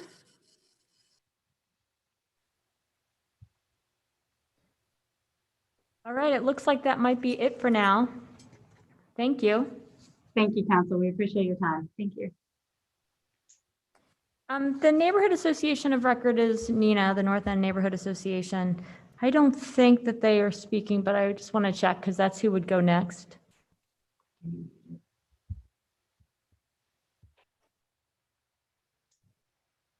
Nope. All right, they are not. So next up, would you all like to go now? Madam Mayor, Oh, I just had somebody else raise their hand. Let me pull up who that is here a moment. Matt Edmond has raised his hand, as has Harry Borkerting. And I don't know if either one of them Okay. are representatives of the Neighborhood Association, as well as Dave Ferguson. okay, just a second. All right, anybody that has their hands raised right now, will you please lower them? They're all low. They're all low. Now, is anybody watching that is here representing NENA? And if so, will you please raise your hand? I'm looking at a camera. Madam Mayor, no hands are raised at this. Okay, so the 3 or 4 of you, or however many of you raised your hands that want to speak, you'll be able to. We've got 2 residents that have actually joined us in person this evening, so we're going to hear from them first, and then I'll start first by calling down a list of anybody that signed up in advance. And then those of you that just had your hands raised, if you weren't signed up and I don't call you, then we'll get to you before the end of the evening. All right, with that, ma'am, now you can go. Yeah, I just needed to make sure that the Neighborhood Association wasn't here. Hi, my name is Dee Southard. My husband and I live at 1308 West Franklin. which is about 1.5 blocks from the tavern. We've been here nearly 35 years. The mix of housing and offices has worked well. The offices, for the most part, are either law offices or counseling offices. These offices don't generate a lot of traffic. They're closed around 5 and on the weekends. This represents an equal to us or reduced impact on our neighborhood. The tavern does not meet that standard. It has produced a greater impact on the neighborhood in the way of traffic and noise. Allowing this business to operate also requires a rezone, which will have an even greater impact on the neighborhood because it could allow other commercial businesses to open in this neighborhood. It's not fulfilling an unmet need in this neighborhood. Albertsons is a few blocks away. Hyde Park is a few blocks north. There's no need for a business like this to encroach into a neighborhood that's not zoned for it. Some renters in this area support the tavern. However, these issues affect homeowners more than they affect renters because renters are temporary. They do not have the financial or emotional investment in homes that owners do. This has the potential to ruin our neighborhood. The current owners should have known that there were restrictions on the use of the property based on zoning. Trying to change this after the fact doesn't sit well with me. It's incumbent on buyers to practice due diligence when buying property. If someone can come into a neighborhood, open an illegal business in an area that's not zoned for it, then ask for a rezone, our zoning laws are meaningless. In addition, we have also found several other properties in this area which are zoned correctly for this type of business and would work well. This satisfies the 6th criterion that there are other places available. Please deny the CUP. Thank you. Thank you. Ma'am, could I ask a question? Could the council president ask you a question? Thank you. So first of all, you didn't address the changes in conditions that have been proposed. Does that change your mind at all? No. And the reason is that we still have a tavern operating in our neighborhood. We've got 9 kids growing up in the 2 blocks east of there. It just, it hasn't fit. And so we really would rather not have a rezone and would rather not have this business. So that leads me to my second question. This is not a rezone, it's a special exception. A special exception goes with the current owner and not with the property, and requires that there not be other appropriate zones in the area that would allow it. As we've recently heard from the applicant, and I'd already deduced, there is no appropriate zone in the immediate area that allows both a bed and breakfast and a beer garden. Yeah, I don't know. It's been a problem for us neighbors. It has been a problem with too much noise to enjoy the backyard in the evenings, which is exactly when it's open. Plus it's open on weekends, which the businesses are not. And, and being able to leave your windows open at night, plus just the traffic and the people that are not always appropriate if they've been drinking too much. And so, yeah, we would rather not. I mean, Cloud 9 is right up, 2 blocks away. Hyde Park is not that far away. I don't really see a need for a tavern in a neighborhood with families and children. Thank you. Thank you.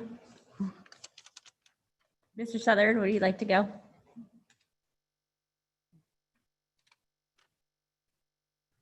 Good evening, Council, Madam Mayor. My name is Barney Southard, and I live at 1308 West Franklin. We received the background and proposed conditions for approval for Franklin House, 2 pages of rules that Franklin House would have to abide by.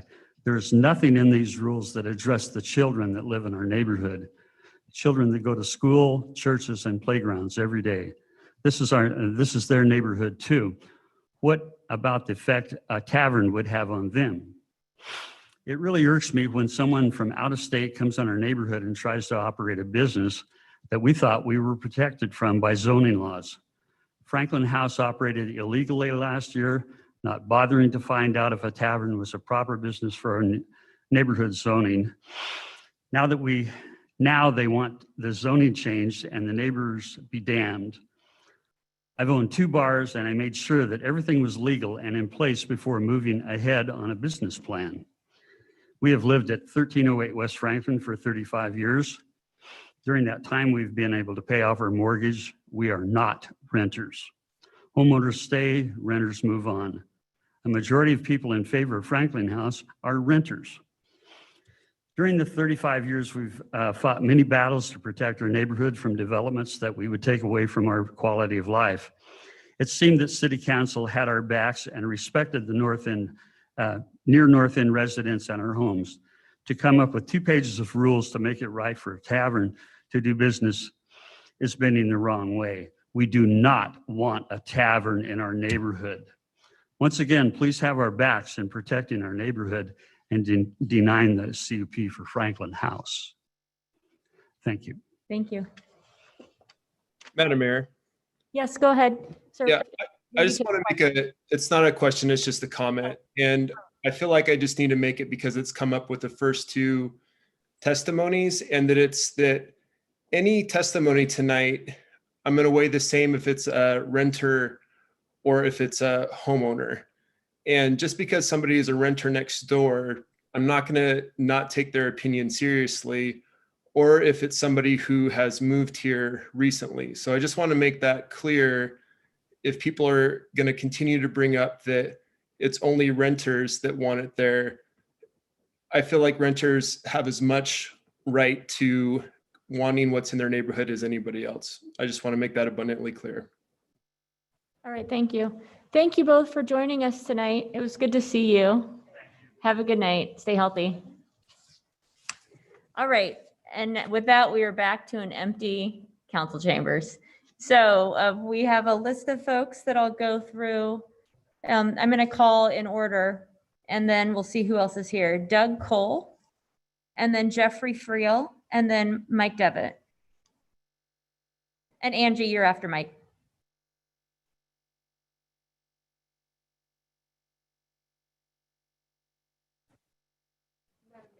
Doug Cole is being promoted to panelist. All right. So he should be able to join us here shortly. Can you go ahead and promote these others to panelists so we're ready? Yes. Do you have the list also? Okay, great. Yep. Hi, Doug. We can see you. Great. Can you hear me okay? Yes, we can. Welcome. Thank you very much. So I own the home at 1507 West Hay Street, directly across the alley from the backyard of the Franklin House. It's curious to me how one reporting party couple can see things so differently from all adjacent neighbors and 68 people within 300 feet of the Franklin House. If you remember the map of the blocks and vicinity that Jen and Gavin presented, you'll see that there's only one residential objector. This is because they've had a mission from day one to close the backyard at all costs without taking constructive steps from the beginning to engage with any of the neighbors in proximity. If they had reached out to any of us, they would realize that the backyard serves a vital function, bringing the community together in an inclusive, relaxed, safe environment. Despite what you may hear, I'd prefer to focus on facts. There have not been any validated complaints in 1 year of operation. No parking issues, no disorderly guests, no vandalism, no loud noise rising beyond the scope of busy 15th Street, no declining home values. Yet they have continued a campaign of misinformation and exclusion. The latest is additional submitted testimony. You just heard some of it, saying that my input, having purchased my house purposely in proximity to the backyard, should not be taken into consideration, nor should the input of my neighbor who moved in adjacent to the reporting party this summer after the backyard had been closed, nor renters living next door to Franklin House. That's the height of exclusion. They're okay with their surroundings as long as nothing changes and no one has an opinion counter to theirs. As one of the neighbors in close proximity, I'm proud of the City Council for standing up for us in the last hearing. In the words of Council President Elaine Clegg, quote, "We'd like to find a way to work together," unquote. You have asked Jen and Gavin to work with City Planning and Zoning on operational guidelines, and they have done that. Then Jen and Gavin went to every residential neighbor within 300 feet to explain these guidelines to seek input. This is how neighborhoods should work. There should be open and constructive dialogue and active community building, not a sneaky effort to rally support from people blocks away just to prove a point. Thank you for recognizing the true intention of the Franklin House and the backyard, which is to build community, and to hear the voices of those overwhelmingly in support. Thanks again. Thank you, Doug. Have a great evening. Next up, we have Jeffrey Friel.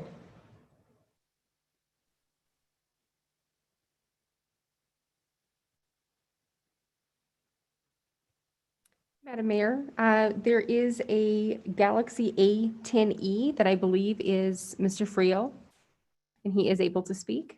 All right. Madam Mayor, members of the council, Hello. can you hear me? Yes, we can. My name is Jeffrey T. Friel. I reside at 1518 West Franklin Street. I've owned my house now for 18 years. First of all, in that time, 1502 Franklin Street has been a counseling office, followed by a naturopathic birthing center, midwife birthing center. On the 1500 block of Franklin Street, on the north side, there are 4 out of 7 of the buildings single family. The rest are either multifamily or commercial, meaning Franklin House. Going around the block, around the 300 feet surrounding Franklin House, you have, I counted approximately, you saw the map that Ms. Burry presented, but a lot of the residential you saw didn't indicate the high density involved. We have 1555 West Franklin Street, which is 80 apartments. We have about, my guess is 33% of the buildings are multifamily. Unfortunately, this isn't a nice, quiet North End neighborhood. It is, as the near North End was designed to be, a transitional neighborhood. I think we'd all like to live on Harrison Boulevard, but that's about 600 feet away from Franklin House. And it's just not your standard family neighborhood. I think it was rather telling that there are only 9 children that live with east of Franklin House. And so this is largely a transitional multi-use neighborhood. And we've gotten along pretty well up until now. With that, I yield to any questions.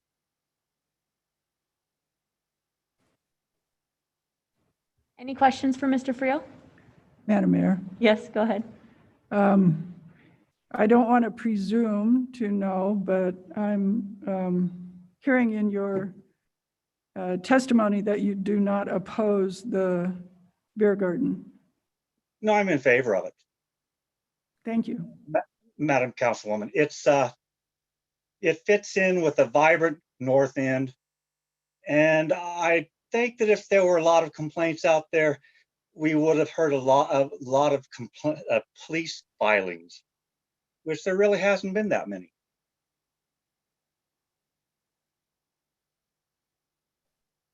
Thank you. Thank you, Mr. Friel. All right, Michael Devitt, you're up. And is Angie speaking after you? You know, she is on her way back from the office, so she may have to defer and allow someone else to take her place if that would work.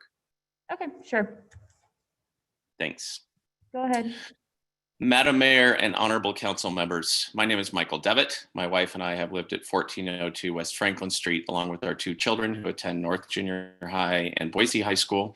We've lived at this address for 22 years.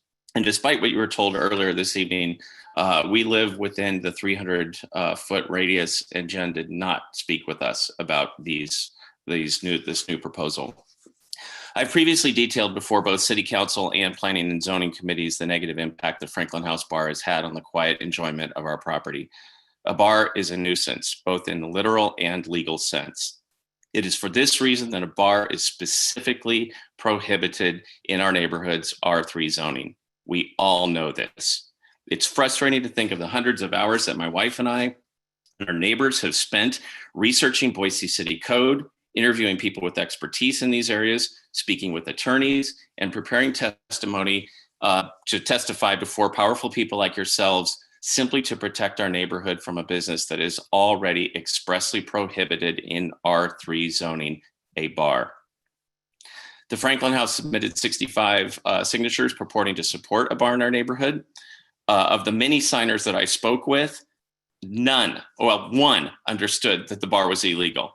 And he admitted that Jen never said that. And other people I talked to said she never told them that the bar was illegal. So I would say that makes their signature somewhat suspect if they didn't even know what they were actually signing on.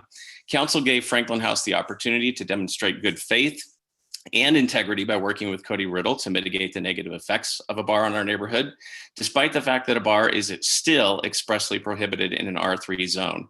What Franklin House proposed was a disappointment to our neighborhood and to those who trusted them to put forth a good faith proposal.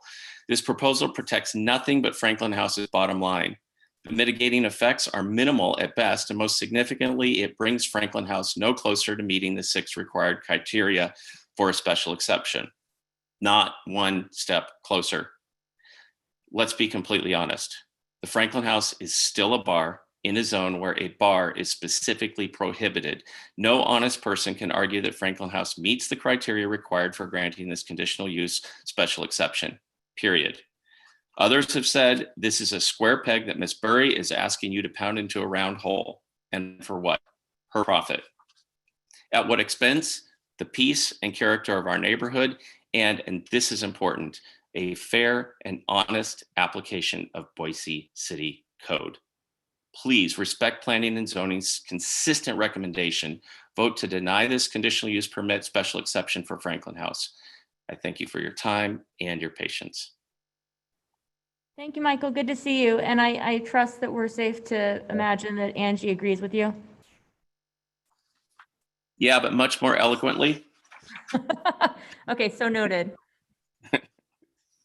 Have a good night. You as well. Thank you. All right, next up we have the Andersons, Tom and Becky. And then after that, the Wigglesworths, and then Carlos Cotto. And then we'll call on whoever didn't sign up early. Are Tom and Becky with us? Yes. Great, welcome. Hi, thank you. Madam Mayor, council members, Tom Anderson, 1416 West Franklin Street. I want to address something that Council President Clegg mentioned, that the applicant had said that for nearby areas, they couldn't find something that would allow their bed and breakfast, only with a conditional use permit. But you should be aware that although a bed and breakfast is allowed in our R3 zone, a tavern specifically is not allowed, even with a conditional use permit. So if they have to apply for a conditional use permit to operate their bed and breakfast in the nearby zones where the tavern is allowed, that's a much lower bar than coming to you to seek a special exception to the zoning code. Now, let's imagine someone wants to, they start operating a group of bike bars on the Greenbelt. And they have 4 at a time, 13 people on each bike bar. They get shut down because bike bars aren't allowed on the Greenbelt. So they apply for a special exception. Planning staff recommends denial Planning and Zoning Commission votes unanimously 9-0 to deny the application. Then it comes to you, the City Council. And the applicant submits testimonials from many happy customers who just love riding that bike bar and drinking on the Greenbelt. It sounds like everyone's having a wonderful time on those bike bars, and you want to see if there's some way that this can work and you can approve it. So you ask the applicant to submit a list of conditions that would make their operation acceptable to other users of the Greenbelt. They come back with their conditions. They will operate only Wednesday through Saturday from 5 p.m. to 10 p.m. They will operate only from March 15th to October 15th. They're going to operate 3 bike bars at a time, not 4, a maximum of 35 customers at a time, except for the 20 times a year that they're going to have special events, and there's going to be no limit to the number of bike bars and people on their bike bars on the Greenbelt. They're going to use residential speakers, whatever that means, for the music on their bike bars, except for the 20 times a year that they're going to have special events, in which case there's no limit on their live music or the amplification that they're using. So would those conditions make bike bars on the Greenbelt acceptable to you? Would you even consider granting a special exception for bike bars on the Greenbelt? What you're faced with today is really no different from that. The conditions the applicant proposed, which are the same conditions I just mentioned, do not permit you to make a finding that the use will produce an equal or reduced impact on the neighborhood than would an allowed use. Planning and Zoning staff, Planning and Zoning Commission found that, quote, the proposed tavern and social events center will produce a greater impact upon the site and neighborhood than would an allowed use. Allowed uses within the zone are primarily limited to residential uses. A special exception to the zoning code requires a very high bar for approval. Unlike a variance, it can't be approved administratively, and unlike a conditional use permit, it cannot be approved by the Planning and Zoning Commission. Mr. Planning and Anderson, Zoning, I'm going to ask you to wrap up because your time's been up for a bit. okay, Planning and Zoning can recommend approval, but the application has to go through a higher level of scrutiny where it can't, it can still be denied by the Planning and Zoning, even though the Planning and Zoning Commission approved it. So I recommend that you deny this application. Thank you. Thank you, sir. And I saw Becky for a moment. There you are. Hi there. Hi there. Thank you. Okay, first I'd like to start off by clearing up with Becky, there's are you two close together? Could one of you mute? Okay. I'd like to start off. Okay, can I start my time over? Of course. Thanks. We're gonna have to fix this. It's the mute thing. You have to mute your phone. I don't see the mute. I don't know where it is. Why don't you take your computer to another room? Okay. Sorry, if I could start my 3 minutes now, we're having technological difficulties. I just want to start off, it's shocking and absurd to me, shocking and absurd that there is such misrepresentation going on. First of all, for Mr. Cole to say that there's one neighbor, and that would be us, the brown mark on the map, one neighbor opposed to this? I mean, I guess you could try and forcefully say facts that are false and see if it gains traction. I sure hope it doesn't with the city council, because as you can see from this hearing, the last hearing, and the last hearing, there are many, many, many people opposed to this bar. It is not just my husband and me. So Mr. Cole, directed to Mr. Cole, please do not spread that misinformation. And as far as the map goes, that's just false. It's not true that within that area, there are no objectives except for Mr. and Mrs. Anderson.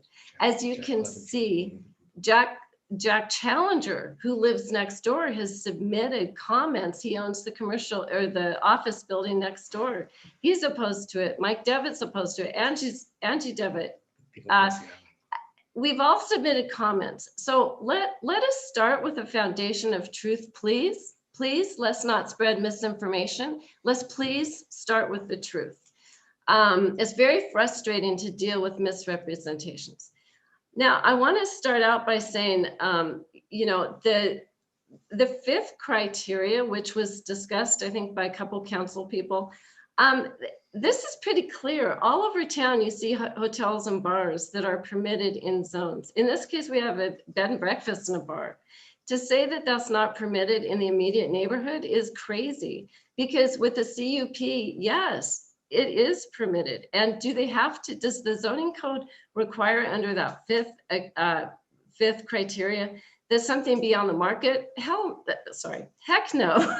Heck no, it doesn't. There is no requirement that something be marketable and for sale. That's not part of the fifth criteria. So the fifth criteria just looks at whether there is available property in the neighborhood, and literally a stone's throw away on State Street, 13th Street, Hyde Park, and those areas. Literally, you have permissible zoning for a bar and a bed and breakfast. If a CUP is required, that does not defeat, you know, the available zoning. A CUP is a lot lower standard than what we have now.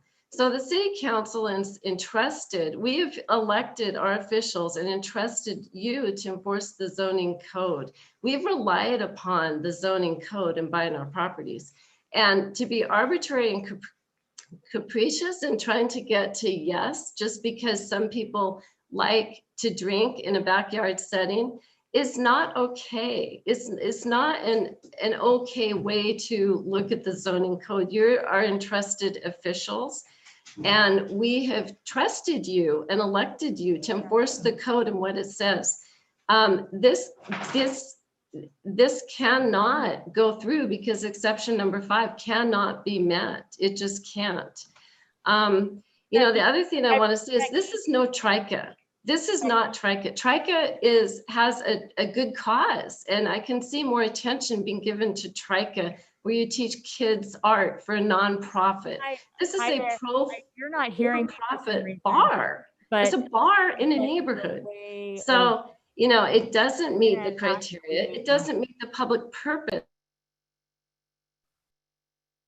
All right, now we can, Becky, I'm sorry, you weren't hearing me. I let you go over by quite a bit and I was trying to get you to stop. So I just had to turn on the mute for a second, but thank you for your testimony. Do we have any questions? While we still have Becky and Tom on the line. All right, thank you both. It was good to see you. Did I get interrupted or muted? Well, I tried to interrupt you to stop you. You ran quite a bit over and you weren't hearing me. And so I had to turn you off. Yes, I don't know. Okay. All right. Next up, I see Matthew Wigglesworth. You are welcome to go now, sir. Thank you, Madam Mayor, City Council members. Thank you for the opportunity to speak here tonight. My name is Matt Wigglesworth, and I am an owner resident at 1310 West Franklin Street in Boise. I believe that the recommendation by city planners to deny the conditional use permit for the Franklin House did not come across very clearly in the December City Council meeting when this was last discussed. Frankly, I was astounded that council members voted and made a recommendation for a mediation to develop conditions so that the Franklin House proprietors could possibly operate a tavern in an R3 residential neighborhood, which is my neighborhood. There is no sense making in going through the conditions outlined in the document developed by the Franklin House proprietors and their attorney. The city planners and the Planning and Zoning Commission made a unanimous recommendation to deny the Franklin House a conditional use permit because it does not meet the city's zoning code and the criteria for an exception. It was very disappointing that the council did not recognize the recommendations made by its own planners, the Planning and Zoning Commission, and the Blueprint for Boise. City code anticipates this type of use and expressly prohibits it in an R3 zoning for a good reason. A tavern has no place among single and multifamily homes and office-based businesses on our street. This is a for-profit bar that attracts patrons from around the city for the purpose of drinking. This is the equivalent of having a backyard drinking party every day of the week, except for Sunday, Monday, and Tuesday during the nicest times of the year when we're all trying to enjoy our backyards and some peace and quiet after work. Make no mistake, a tavern would have a strong negative impact in our residential neighborhood, which does not pass the basic criteria of zoning ordinance for our R3 neighborhood. There are so many places that the Franklin House could operate this type of business in the commercial districts that surround our neighborhood. This was already talked about here tonight. The State Street corridor has locations for sale and for rent that would allow such a business to operate. They do not need an exception because this business is viable elsewhere.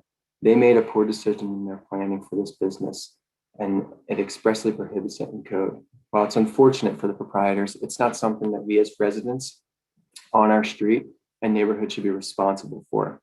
I sincerely hope that you now have the courage to deny this permit. You are responsible for protecting us citizens based upon law and ordinances. We rely on you as elected officials to do the right thing, and sometimes that means saying no to businesses that are unfit for community. Bars are clearly inappropriate in residential neighborhoods. It's common sense. That's why code expressly prohibits it. Furthermore, this neighborhood is particularly special as it is a designated historic district. It has higher standards for maintaining integrity and character of historic homes that have been here for a long time. Please don't sell our neighborhood short because you feel bad for this business. Thank you for this opportunity to speak. Thank you, Matt. And my wife Gillian's gonna tune on me. Hi, Jillian. If you're going to be on different computer, just make sure one of them's muted. Oh, great. I just reappeared. Okay, my glasses glare. I haven't quite figured this out because I'm just sort of like climbing over the hill these days. Mine always glare. Somebody. Okay. So I just, I'm Gillian Wigglesworth. I live at 1310 West Franklin Street. Thank you for having me, Madam Mayor and council members. And as you've heard, there has been much denial for this from the Planning Commission and Planning and Zoning, and also a plea of owner-occupied residents asking to uphold the zoning code. The applicant has exhibited unashamed disregard for the zoning law by purchasing a residential property that is not zoned for a bar and then operating illegally for a year. And I just want to add that I was removed from the neighborhood meeting on July 14th or 15th, not sure of the exact date. And I'm pretty sure that the proprietors didn't want to hear from neighbors that had any opposition, even though they were affected. We weren't, to them, as affected as anybody else, apparently, because we weren't 301 feet or 300 feet within. We as neighbors, so the impact is clearly greater than the legal businesses occupying office space with operation from 8 to 5 p.m. Monday through Friday. These offices always are inside and without any influence of alcohol for their patrons. We as neighbors, we receive your letters, the city's letters, you know, the ones in the know about rezoning, the historic district overview and preservation policies. I just got those. We abide by them. We work with the city as appropriate times when public comment is requested. With city council entertaining a bar in our neighborhood, I see hypocrisy. The city asks residents to engage and commit to our historic neighborhoods and be part of an official zoning rewrite while blatantly disregarding the current zoning code by giving this applicant another opportunity to propose a bar in our neighborhood. Food trucks and beer are not an equal or lesser impact. I am 100% against a food truck that lures our kids down the alley a mere 1.5 blocks to interact with patrons drinking alcohol and that display impaired judgment. It was not said in the conditions anything about moving a truck into the backyard. And if we have to go through some officer to try to figure that out, what's the point? Why? It's just not okay. Our children are coming of age and seeking independence. Our neighborhood without bars lends itself to a neighborhood, an ease of letting go as parents, as we allow our kids to venture out for their own experiences.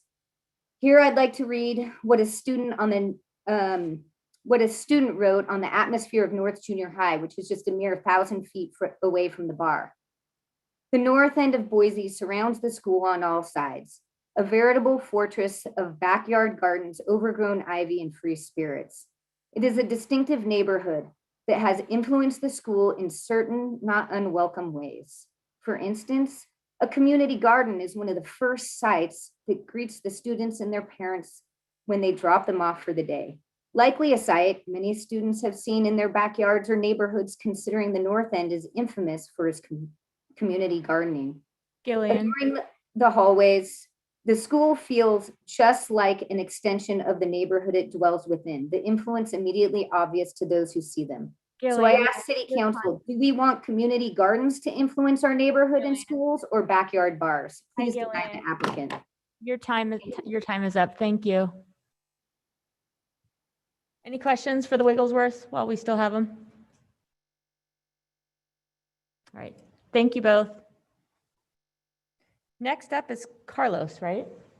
Correct. And Madam Mayor, I haven't seen Carlos online this evening. Okay, well, we'll go back to Carlos if necessary. And then, so now there are probably a couple people that have their hands up. Madam Mayor, we have 8 people that have their hands, 9 people now that have their hands up, 10, 12. The number is increasing. All right, we're going to go ahead and take a break, and we'll be back in 5 minutes.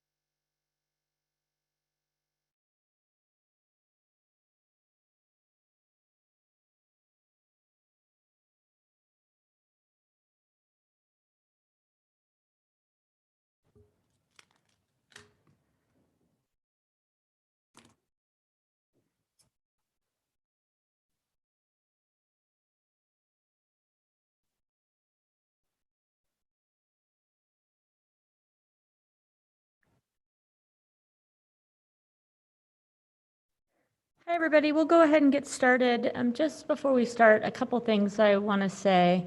Angie Devitt, we're going to start with you because now I hear your hands raised and you were on your way back from the hospital when Michael spoke. So we'll start. Hey, Angie. A couple things. I'm going to ask everyone that raised their hands. In the future, if you're going to be testifying on an item, it'd be super helpful if you would sign up in advance. From a time management perspective, for us to be able to know and then plan for that, it's helpful. And of course, you could say we should have planned because this happened with this application last time as well. But I'm just going to ask, many of you are active neighborhood residents, please take advantage of our early sign up so that we can know how many people are coming. And also, something was happening where when residents were talking, you weren't hearing me cut you off at 3 minutes. And so some were going quite a ways over. I've asked our clerk just to mute folks at 3 minutes. So I'm going to ask you to self-police and wrap up your comments by 3 minutes. You should be able to see the timer. Otherwise, we're just going to mute. So I'm not having to feel like I'm yelling at people because I don't mean to do that at all. I'm just trying to be heard. And with that, was there anything else I want to say? Angie, go ahead and you go. And then I'm going to ask the clerk to call through the folks that have raised their hands. Thanks, everybody. Thank you. All right, sorry that I was late. I'm glad and you I made it. missed other people's comments, but here I go. So we have been at 1402 West Franklin Street for 22 years, and I am opposed to the special exemption CUP at 1502 West Franklin for the following reasons. We purchased our home in this R3 zoning with the laws that apply here and expect that those will not change unless the zoning is changed. It is my understanding that that is how Blueprint Boise was I think stated that the zoning would be changed if you guys decided that that was appropriate in an area prior to any changing of property. I guess, I'm sorry, I'm not thinking of the right word, but anyway, if it is intent to change this neighborhood, it must be done by first changing the zoning by retroactively permitting changes property by property. A CUP must meet all 6 criteria to be considered, and this does not. A bar does not have equal or less impact in our neighborhood than a home or a B&B without a bar. We've had other B&Bs that's been very appropriate and has had no impact on our home. There have been many other businesses in that very property that have previously operated within the R3 zoning. There are other properties in the vicinity, and I think other people have addressed this, that would allow this type of business that isn't within this particular R3 zoning. A tavern is not a new idea since the zones were put into place, no matter how it is dressed up to look otherwise. It is still a group of people outdoors drinking alcohol multiple nights a week, not something with low impact on a residential neighborhood. P&Z has unanimously rejected the CUP twice based on the 6 criteria not being met. It is my understanding that it is not your job to help an applicant find a way to make this work. It is your duty to uphold the zoning laws and conditions so that we can predictably purchase property in a home without fear of the neighborhood changing in the middle of raising our families here. We are not in opposition to the B&B as neighbors, and the zoning that's appropriate. It is the bar that is not supported by either the neighbors or the zoning. Thank you for your time on this matter. Thank you, Angie. Next up. Madam Mayor, next up is Carlos Cato. Oh, hi, Carlos. I'm glad you made it. Yeah, how you doing? Yeah, thanks. I didn't think I was gonna make it, but so I had sent a letter to Cody and Carla. My wife was watching this thing, and she heard my name, so she's like, and I just walk into the house, so she's like, here. So I'm gonna read what I sent to Cody and Carly. That's okay. The letter. So I'm Carlos Cotto, and I live on 1411 West Eastman Street. I have testified at previous Franklin House CUP hearings, and I'm happy to do so again. I have said before, I have nothing against breweries or wine bars or bars. I love that Boise has a wide and eclectic array of them. And many of those are pretty close to where the Franklin house is located, with very easy access to all the neighbors. I am, however, very concerned with the disregard of city code in this petition. It has been said before, but I will say this again. This Franklin House CUP does not meet any of the 6 required conditions for a conditional use permit. I think that alone should be enough to put this to an end. I am not personally affected by the proximity of this bar, but I am very much affected and will be very much affected, like all the other Boise citizens, by the continuous degradation of the quality of life of residential areas if the city code keeps being trampled upon by commercial developments. I completely sympathize with the plight of the Franklin House owner. However, what about the rest of the homeowners in the area? Should we not sympathize still with their plight? Is their investment any less valuable? If we're going to use and quantify metrics such as feelings, the neighbors should carry more weight. We're going to use actual conditional use permit requirements. The fact that this one doesn't meet one single of the 6 that should definitely weigh the issue in favor of the neighbors that oppose it. The neighbors invested in this area before the Franklin House was a concept, and they have invested there because they were protected by city code. They have to pay a premium for that. So please deny this application and respect and protect the neighbors' quality of life. Thank you. Thank you, Carlos. And next up, Madam Mayor, excuse me, Harry Bocherding. Great. Welcome.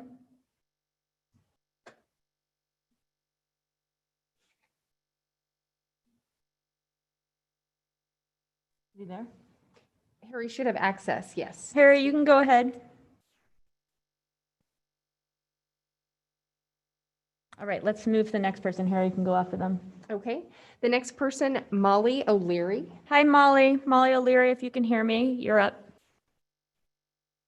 And I appreciate the opportunity, Madam Mayor and Council President and Council.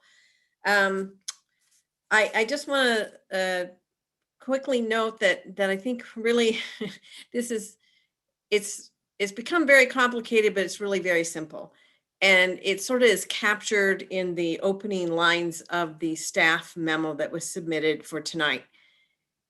Specifically, the planning team was directed to explore a series of conditions that might ensure compliance with the approval criteria and potentially allow the project to proceed.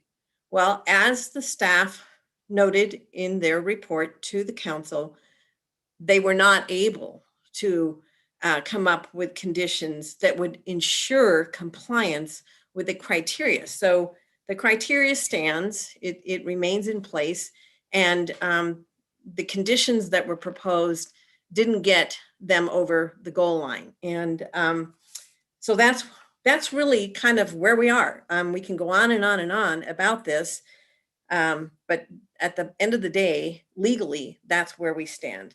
So this whole process feels to me an awful lot like that old saying, it's easier to beg forgiveness than to ask permission. In this case, the asking permission would be to respect the applicable city code for this property. And to the extent that council is still leaning or might be leaning in the direction of allowing this, I really ask you to stop and think about whether or not this is the signal, the message you want to send to city residents. Is this how the city wants its residents to treat the city's laws? To simply beg for forgiveness rather than asking permission like one should do. It is not the council's job to fix what the applicant should have addressed in their due diligence process before buying the property. Again, this is that concept of the square peg in the round hole. It's not your job to pound that square peg into the round hole because the applicant failed to do that in their due diligence when they were setting up this business to begin with. The fact that there's comments about no available zoning in the areas, a B&B would have far less impact on a commercial district than a tavern does on a residential district. So to say that they would meet the same burden should they try to move their B&B elsewhere is really not a strong argument. A tavern is in no way equal to or lesser impact than a residence in a residential neighborhood. We do not want to have spot zoning anywhere in Boise. And what you're considering, or what being asked to consider, is essentially spot zoning. We have a planning and development staff and a P&Z commission for a reason. And it is their subject matter expertise upon which you should rely in making the decision before you tonight. Thank you. All right, Molly, thank you. Madam Mayor, now we have Bree Katz. Welcome. Hi there. Can you hear me? Yes, you're kind of quiet, at least in the council chambers, but we can hear you. Yikes. Okay, thanks. Hi, Madam Mayor, members of City Council. Thank you so much for the opportunity to speak. My name is Bree Katz, and I live at 2202 North 9th Street in Boise's North End. And I fully support the conditions proposed by the Franklin House for both CUPs on the table tonight. I'd personally like to see more days open for business and higher occupancy numbers, but the conditions as they stand seem to reduce the impact of the backyard overall to immediate neighbors, and I understand the value of that. I've already testified in other meetings about how much I appreciate what Franklin House has given to me in terms of emotional connection to Boise and my home and my neighbors in the North End. But the reason I wanted to testify tonight, in addition to supporting the conditions we're addressing, is more philosophical. I believe the processes used to arrive at these conditions deserves attention. It was really encouraging in the December meeting to see council consider multiple perspectives and validate the lived experience of different people with different values, to integrate recommendations of different agencies, and then use mediation as a way to set an example of how dialogue and compromise and civility can help to work things out among neighbors. I appreciated that council did not act as an arbiter of morality or defer to privileged voices as the only ones that matter, or try to force the shades of gray here into simple black and white issues. I think it was Council Member Bajent maybe that said in the last meeting, this neighborhood beer garden grew organically and on the fringes of different zones in a growing city with evolving neighborhood plans. And this is exactly where this conversation is needed. So I know it's hard to balance fear and opportunity and status quo and growth, but it feels like with mediation and amended conditions that included local perspectives and 30,000-foot views and current neighborhood culture and an aspirational neighborhood culture, everything was considered in a transparent way. So I guess thank you. And lastly, the condition proposed by Franklin House to have an annual review and to be held publicly accountable to their neighbors is great. It's in line with his philosophy, with growth and with a change that's already happening in our city and our neighborhood. It means there's a structure in place to facilitate ongoing conversation and to meaningfully engage and listen to neighbors. To know that that's built into the operation of Franklin House is pretty exciting. So that's all for me. Thank you. Thank you, Bree. And next up, Madam Mayor, Matt Edmonds. Hi, Matt. You're up. Hello, good evening, Madam Mayor and council members. My name is Matt Edmond. I live at 1419 North 13th Street.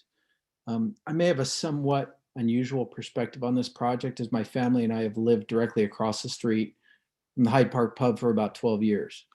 When people visit us, they often ask if we're bothered by the noise. The pub noise is really a non-issue. It wasn't an issue before we had children. It wasn't an issue when we had young children who had to nap during the day. And it's not an issue now with grade school kids who go to bed in a bedroom facing the pub well before last call. People sit on the patio and chat as much as neighbors do on their own patios. Occasional music or football games are playing on the patio, neither of which are concerning to us. And we rarely notice unless we're going over there to join other people on the patio or have something to eat. The pub's one of our favorite neighbors. We are friends with the owner and staff, and they know our kids by name, and we look out for each other. In fact, we've told our children that in case of an emergency, they should go to the pub to ask for help. I feel incredibly fortunate to have this resource so close by. With this view, I've been watching the Franklin House evolve. Jen and Gavin actively engage with neighbors to fully understand and iron out potential issues with hours, music, and food. I believe that they approach this business as the true neighbors that they are, in a friendly and collaborative way. I'd love to start visiting the Franklin House again and look forward to their approval with the proposed conditions. Thank you for your time and consideration. Thank you. Next. Ryan Daute.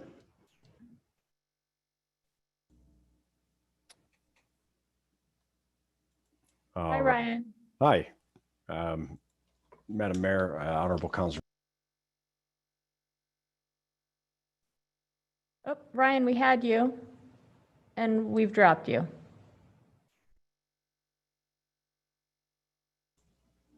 How about now? Yes, we have you again. All right, awesome. I'll be brief, and I'd like to thank Councilmember Halliburton for his comments earlier, giving me some added courage to speak up. I'll get the dirty secret out of the way early. I'm a recent transplant to Boise.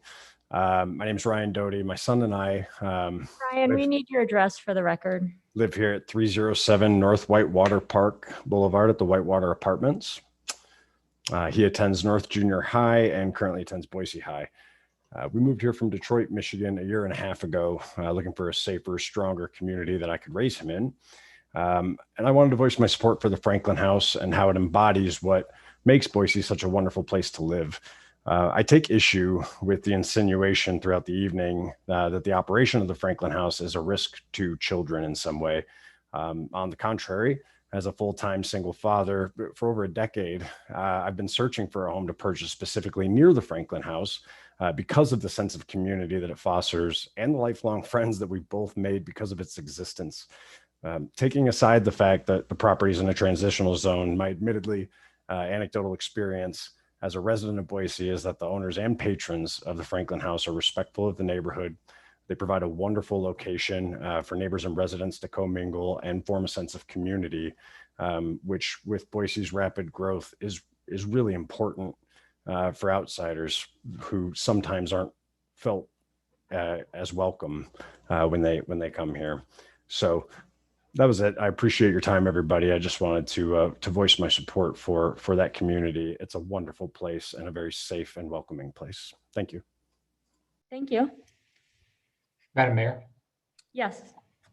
Mr. Dowdy, I don't ever speak on behalf of my colleagues, but I'm sure I do when I say welcome to the city of Boise, and we hope that you and your family find the home that you're looking for in the neighborhood that you want to be, and just welcome to Boise. Really appreciate that. Thank you. Madam Mayor, next up is Dave Ferguson. Welcome. Thank you, Madam Mayor and Honorable Councilman. I'm Dave Ferguson. I live at 1905 North 15th Street. I've lived here for 10 years. I've been a resident since 1986, where the Air Force brought me here from Southern California. I've lived a lot of places in the world, and I love to travel probably about 5 times a year to other countries.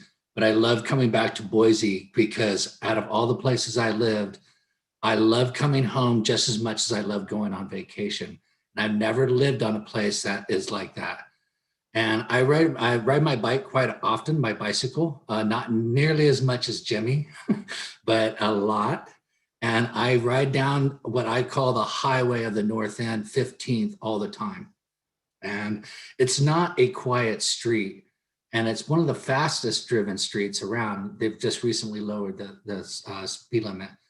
But that thoroughfare and that little transition piece from Albertsons to the high school or junior high is an absolute mixed use place. And I've watched that building transition for the last 3 owners or 3 uses. And it's that, in my mind, it's brought a whole vibrance to that area and improved the actual area significantly for its look and appeal and how it's operated, having a full-time caretaker. So I'm a full agreement with this this special request, and I know it got denied by the planning and zoning, but I would hope that you take in consideration the progressive ways that we're not going to stop the growth here right now, and we have to move with the changes and be able to provide a way for people to connect from travelers to the people that live here. And there's not another place that does it better than the Franklin House. I ride by it all the time and I never hear anything, any noise emanating from it. And I'm always disappointed when I miss an opportunity to go inside there. It's an absolute embodiment of this city. And I think it's improving that neighborhood. Before I let go, I've heard two people, including the city, talk about quiet enjoyment. In real estate, I've been in real estate for 18 years. That is not an actual city or it's nothing to do about your neighbors being quiet. Quiet enjoyment has everything to do about your title and the ownership of property, a chain of title. So it has nothing to do with whether your neighbors are quiet or not. So that's a completely different animal altogether. So it has no context in this framework. So thank you very much for your time, and I hope you take into consideration all those signatures and the wonderful thing that Franklin Houses have been providing to our neighborhood. Thank you. Madam Mayor, next is John Spengler. Hi, John, you're up.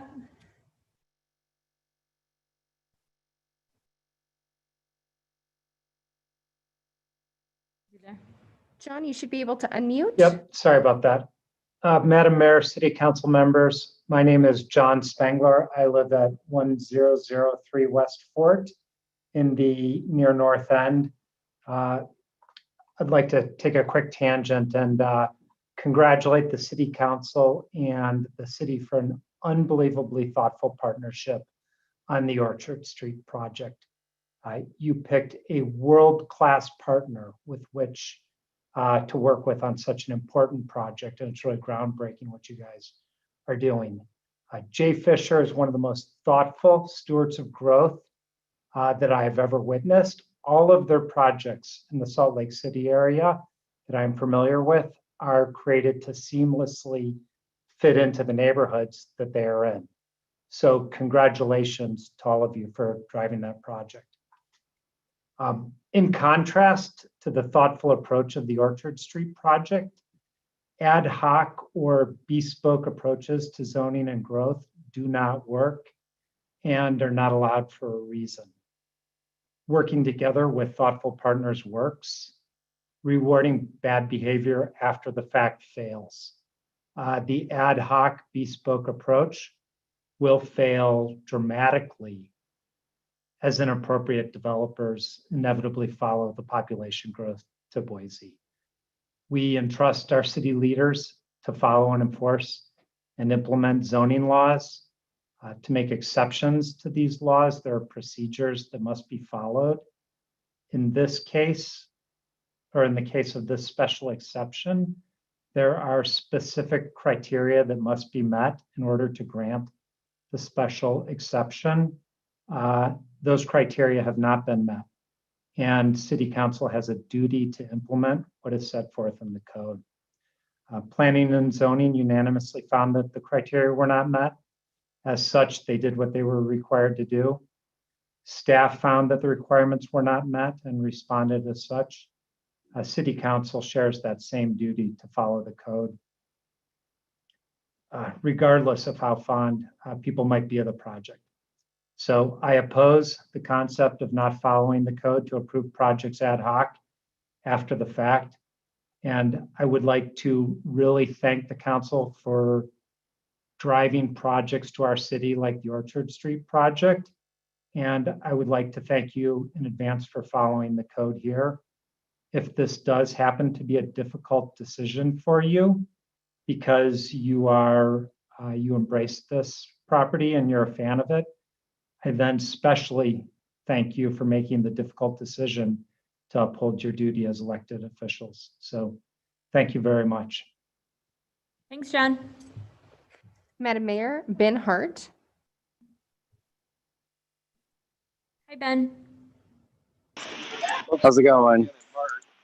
Good, how are Can you hear me? We can hear you. All right. So I'm just going to say thank you for allowing me to speak. Thank you, everyone listening. I live blocks away from Franklin House. I'll make this short and possible. This place, the Franklin House, is not a bar. It's not a drunken facility full of bad decisions. It's a community area. This is where people meet and then learn about the Boise area. It's like a coffee space. Some people are not coffee people, like some people are not beer people. This place offers a very well-mannered place in which that fits in the neighborhood well. And I live in that neighborhood. They do it in the very best way possible. I've never seen anyone overserved or a mess. Franklin House is a place of enjoyment, Boise learning, and a great tourist spot. They also only sell local products, which only helps our community even more. Without them, tourists won't learn about Boise or all the things that Boise offers. We are an open community, Boise, not a drunken one. Again, this is not a tavern or a pub. It's a community space. Allow them to allow for further growth in downtown Boise. It will only help our town. Thank you. Thank you. Madam Mayor, may I ask Ben to provide his address? Oh, yes, Ben, are you still there? We needed your address. I didn't catch you with that. Sorry. Sorry, I'm 1015 North 27th Street, Boise, Idaho. Great. Thanks, Ben. Thank you. Madam Mayor, next up is Kelly Olson.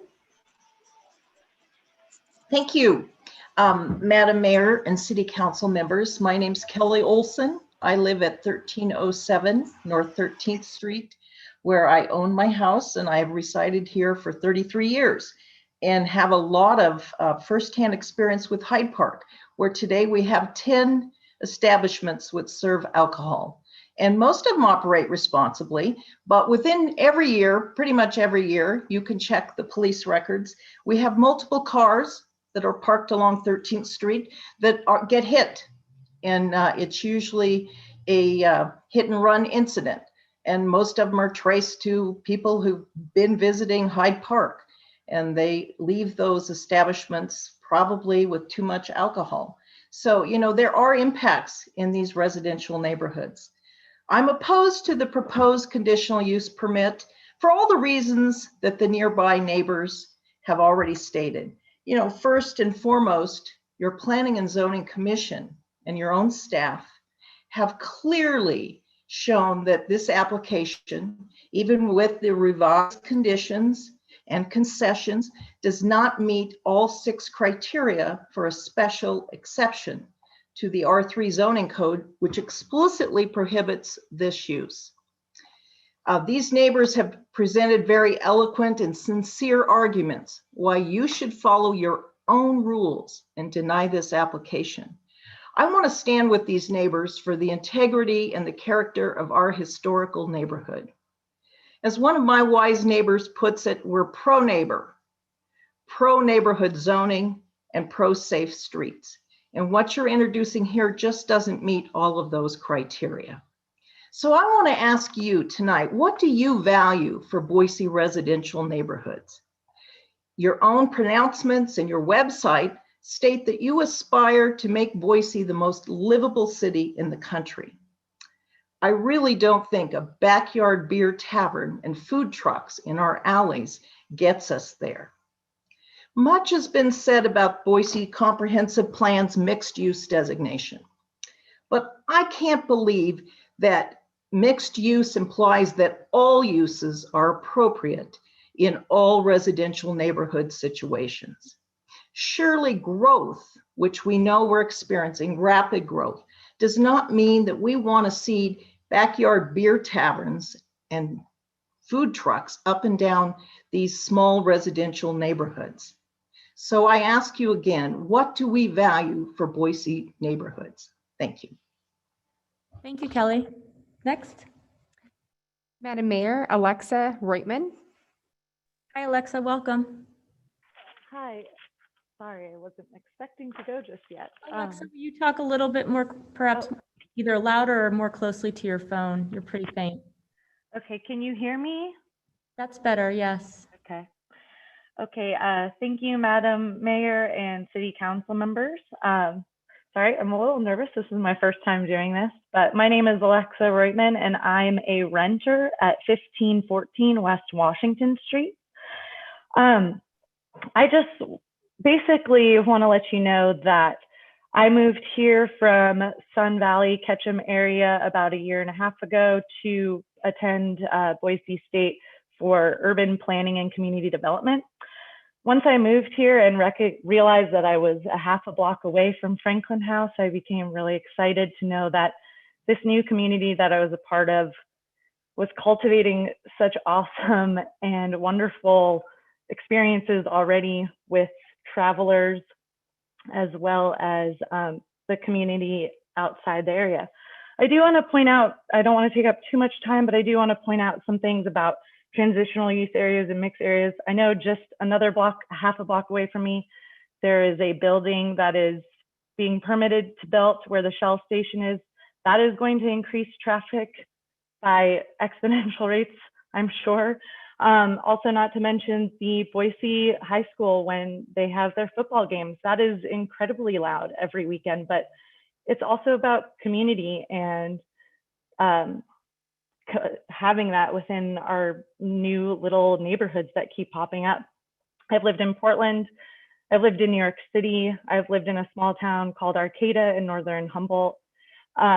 And every place needs an area to get to know your neighbors and have a good time. And it doesn't necessarily mean you have to drink alcohol. There's other things to livate there as well.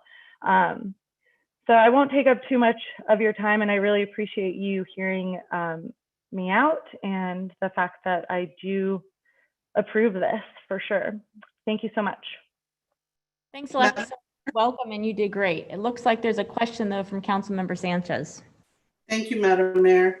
Alexa, I just wanted to thank you so much for taking the time to participate in our hearing tonight, and especially when it was a little scary for you. I think that's wonderful, and thank you for representing renters so well from a fellow renter. Thank you. Thank you so much. I really appreciate the welcome. Thanks, Alexa. Next. Madam Mayor, Cheney Grant. Welcome, Cheney. Hi, my name's Shanae Grant. I live at, Shanae. oh no, you're fine. I get it all the time. So I live at 626 West 4th Street, apartment number 1 in Boise. I too am a fellow renter. I've been here for 5 years. First of all, I just wanted to say how much I appreciate you all taking the time to listen and working with the applicants on such a unique situation. As our elected officials, I think you guys are doing. Shanae, can you hear me? Yes, can you hear me? Will you speak a little louder, please? We're having trouble picking up your testimony. Of course. Is this better?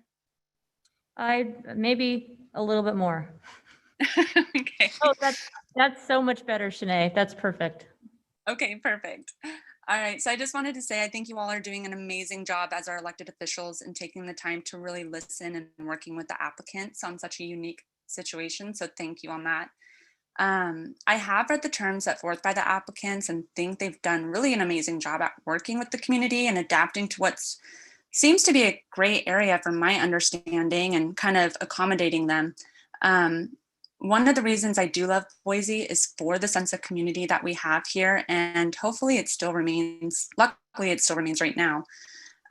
Franklin House does really encompass that, and so is the fact that you all are taking the time and really considering so many angles on this. Unfortunately, the truth is our city is growing, whether someone likes it or not, but it is happening.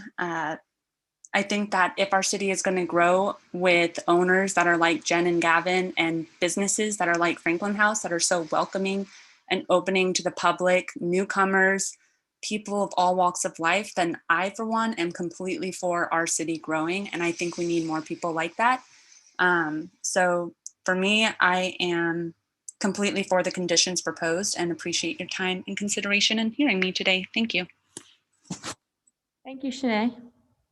Next. Madam Mayor, Alan Crimes. Hi, Alan. Welcome. Hello. Hello. You can hear me now? Yes. Oh, okay. So thank you. And Madam Mayor and City Council, again, like everybody, we're very grateful that you're listening to the talk that's going on, the debate. So I have a letter from the North End Neighborhood Association that I know is in everybody's packet. But it's dated August 29th, and it's to the Boise City Planning and Development Services. And it's very short. I'd like to read it. It says, at the monthly meeting of the North End Neighborhood Association held via Zoom on August 29th, 2020, the NENA board heard the concerns of residents living near the property at 1502 West Franklin, operating as a bed and breakfast that includes an outdoor patio serving beer and wine to guests and walk-in patrons. The NENA understanding that although the business was allowed to operate as a neighborhood bar for almost a year, the patio bar was never permitted, and as such was operating outside the law. At the meeting, the board voted in support of the neighbors and recommended denial of the issuance of an exceptional use permit for operation of the patio bar. Therefore, NENA's position is to support the current zoning code, which does not allow operation of the bar or tavern in an R3C residential zone in which Franklin House is located. Thank you, the board and officers of the North End Neighborhood Association. So, and then I'd like to add a couple of my comments, and that's, we are fighting to preserve the heritage, to preserve our neighborhood. Many years ago, our predecessors formed a North End Historic Neighborhood Association. And now we are engaged in a battle to preserve it from attack by developers and entrepreneurs. Not that they are bad or evil, but that they operate for personal, not for social or community common good. To hold them in check, zoning laws were created. And the Franklin House ignored those master plan laws and the zoning laws, and they operated illegally for a while. Their application now for a conditional use permit and the previous application have no merit. There are 6 criteria and not one of them has been met. And in particular, one in particular was easily could be met outside of the current zone where they operate. Madam Mayor. Alan, Yes? your time is up. Thank you. Okay, well, thank you. Thank you. Have a great night. Madam Mayor, can I ask Mr. Crimes for his address, please? Oh, shoot. Mr. Crimes. I'm sorry. I'm sorry. I have a house 2517 West Woodlawn. Thanks, Alan. Okay. Have a good night. Next up, Madam Mayor, James Cooper. James, you're up. Hey guys, how you doing? Good. How are you doing? Good, thanks for having me. I live at 1318 West Franklin. I'm going to keep this pretty short because we have, I've submitted several testimonies already, and I want to urge the council members, I'm sure you all have, just to read all of the written testimony, because I put a lot of thought into that, and I just think it's very important that you go through all of that, and I don't want to rehash all of that here. Just a few key points though that I want to bring up.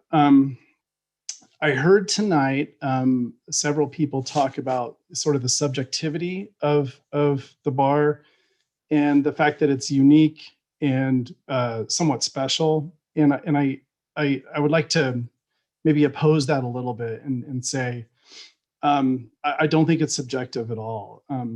I know people keep saying it, but it really is a tavern. By the legal definition of what's happening over there is a tavern, and it is explicitly prohibited. And that's meaningful to me as someone who moved here for the community aspects that other people have talked about, that they enjoy at the Franklin House. I mean, well, that's my home. You know, I live a block and a half away, and this is the home that I've invested in. that my family lives at. It's very special to us. And I think unlike, I did hear one person talk about how they live across the street from a bar at Hyde Park. I think that was probably after the bar was there. So they moved there knowing that the bar was there. Me and my neighbors were here before the tavern moved in, thinking that, you know, the R3 zoning that we live in is protected, as I think most people would. So I just urge you to keep that in mind, and to think about that, and to think about not just the homeowners, but the renters who have lived here for a long time that have counted on the R3 zoning to protect us and protect our way of life.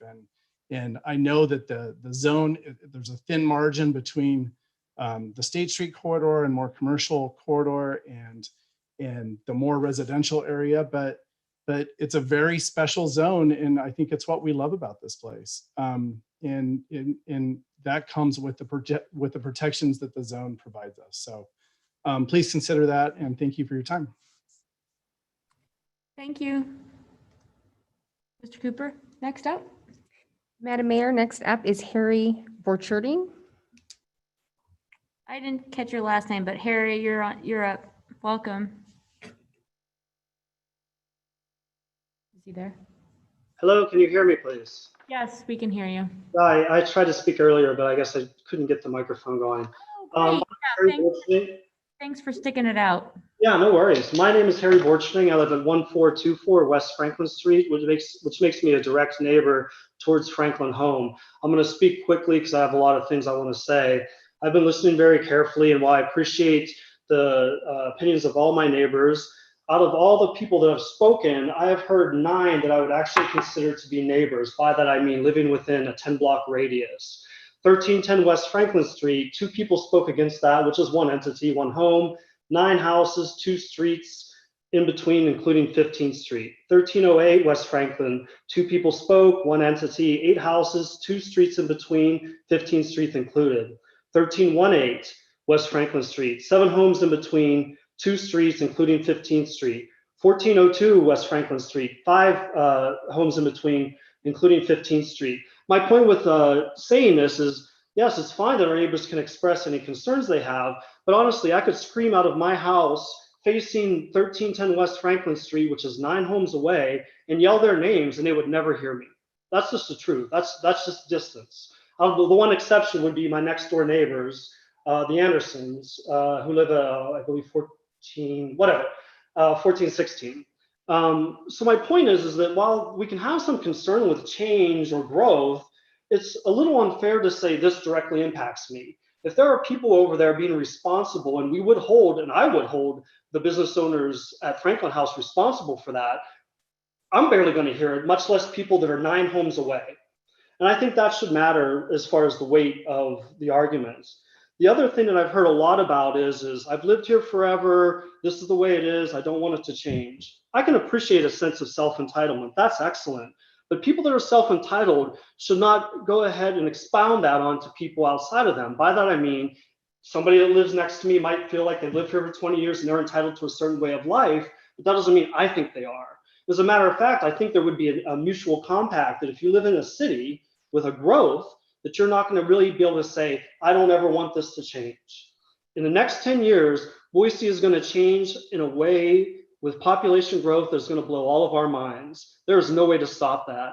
Any of the people that have spoken against Franklin House, we can go on to the West Coast, stand at the Pacific Ocean, join hands and try to turn the tides. And we'll have the same kind of result with turning the tides as we would with stopping growth.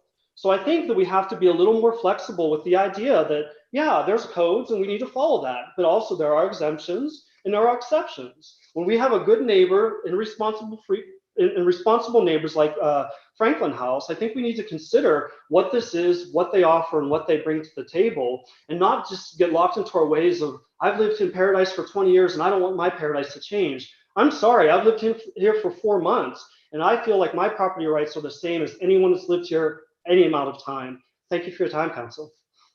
Thank you, Harry, and welcome.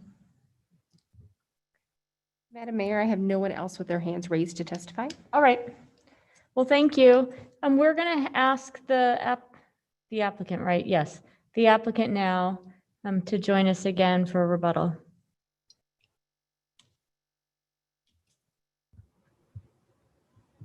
Hi, can you guys hear us? Yep, we can see and hear you. Okay, wonderful. Let us know if it gets a little quiet. We just have a few issues that we would like to address on in rebuttal. Again, as I had said earlier, I think a lot of the ground that we covered today had previously been discussed with council, and some of which I'm probably going to say has been discussed with council.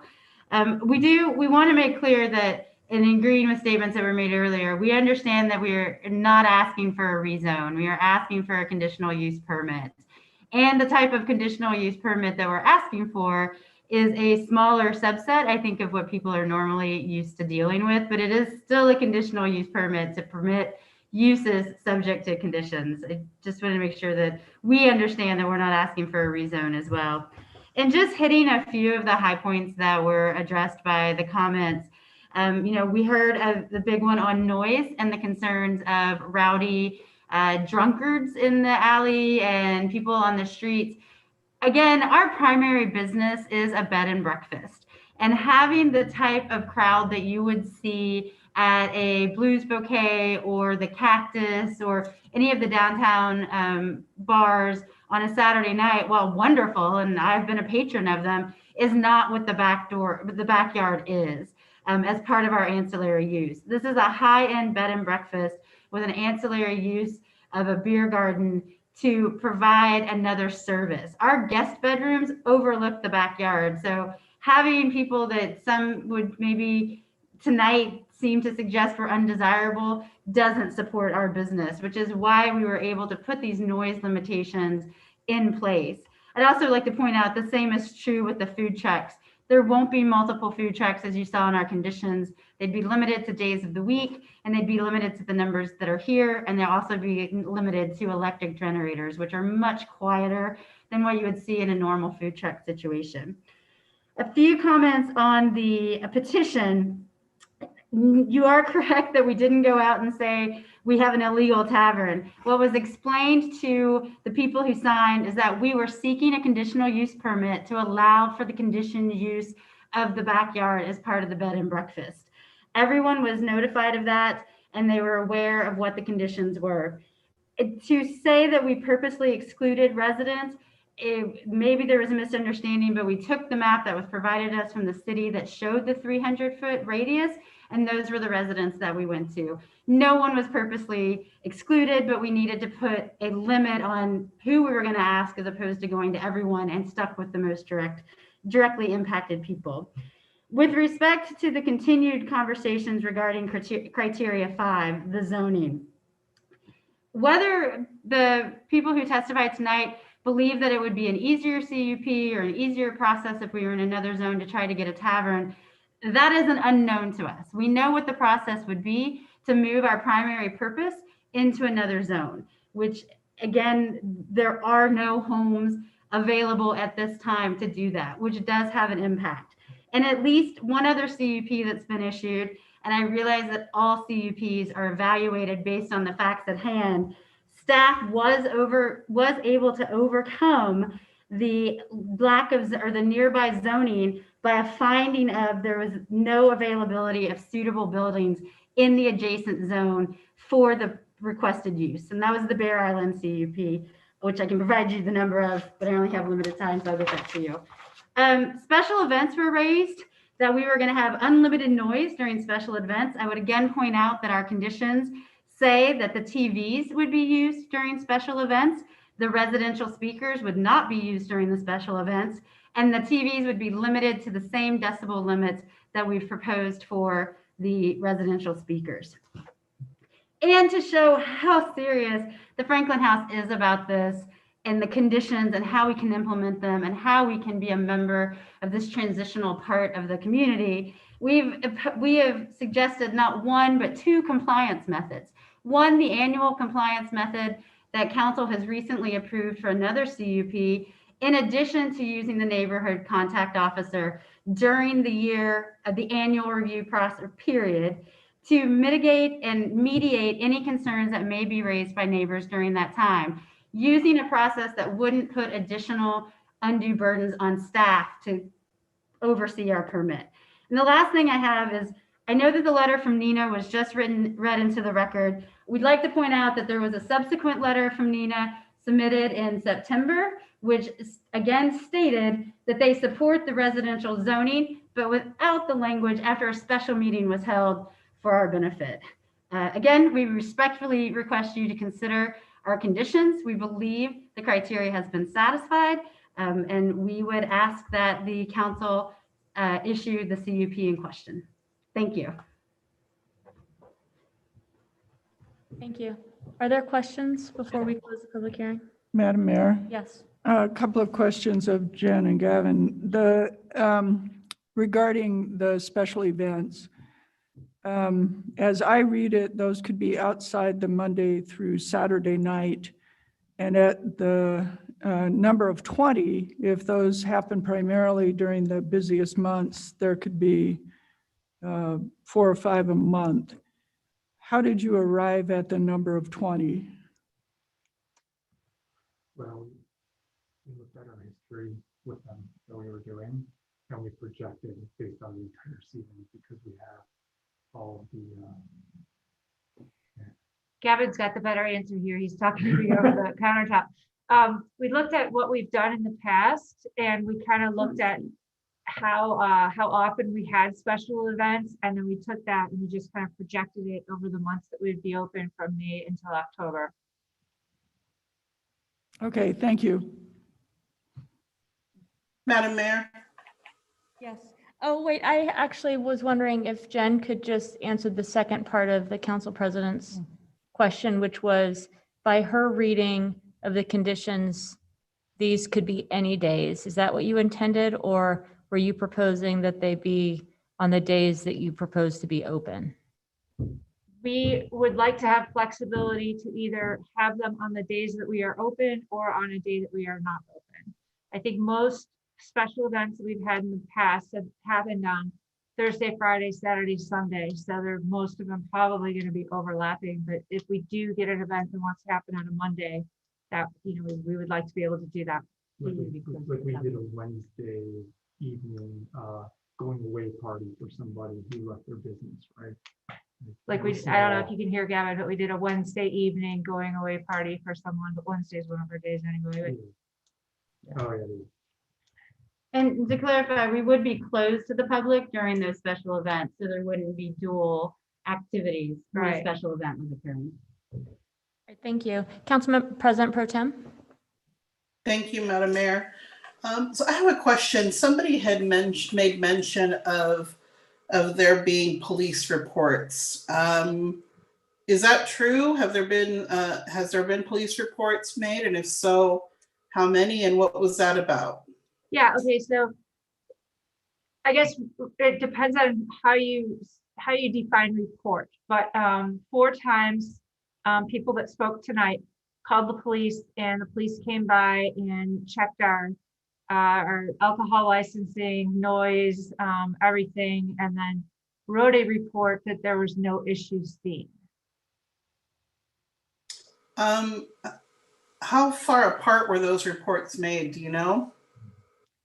All within 1 month. It was July of this year. 2 of them, I think, were within a couple days. And Yeah. I mean, if you gave us 5 minutes, we could find the dates. So All in July of 2020, okay, thank you. and all from the same reporting parties. Other questions? For Madam staff? Mayor, I Yeah. have a question for staff, but I can hold if people have more questions for the applicant. You're good. Go ahead. Cody, so a couple questions. So we're clear that there is zoning in a 300-foot radius that would allow a tavern. But the applicant has said that there isn't anything that would allow a tavern plus a bed and breakfast. Is that correct? Madam Mayor, Councilmember Halliburton, during the testimony, I was kind of looking at that, and the closest zoning that would allow both is the C5 zone. It's our central business district, which is clear across State Street as you get into the downtown core. So that was a fair characterization on their part. Yes. And Madam Mayor, just a couple follow-up questions. So if that's the case and you're looking at number 5, could it then be interpreted that there is indeed no zoning in the surrounding area, or does the ability to have a conditional use permit negate that? If that makes sense, I can reword it, or doesn't make sense, I can reword it. Madam Mayor, Councilmember Halliburton, I think it's written in a way between that and that other finding, that second finding in question. There's certainly some room for interpretation or some subjectivity there. And then I guess just a couple more questions would be, is that just because something isn't for sale, because it's not available right now, that's not an actual qualification, because that could be at any point in time. Is that correct? Madam Mayor, Councilmember Halliburton, I think that's fair. In the past, and I remember the case they referenced a little bit. Certainly there are a lot of elements of our comp plan and zoning code that encourage adaptive reuse, especially in these 8 areas that are transitioning. So I think it's fair to consider that sort of thing.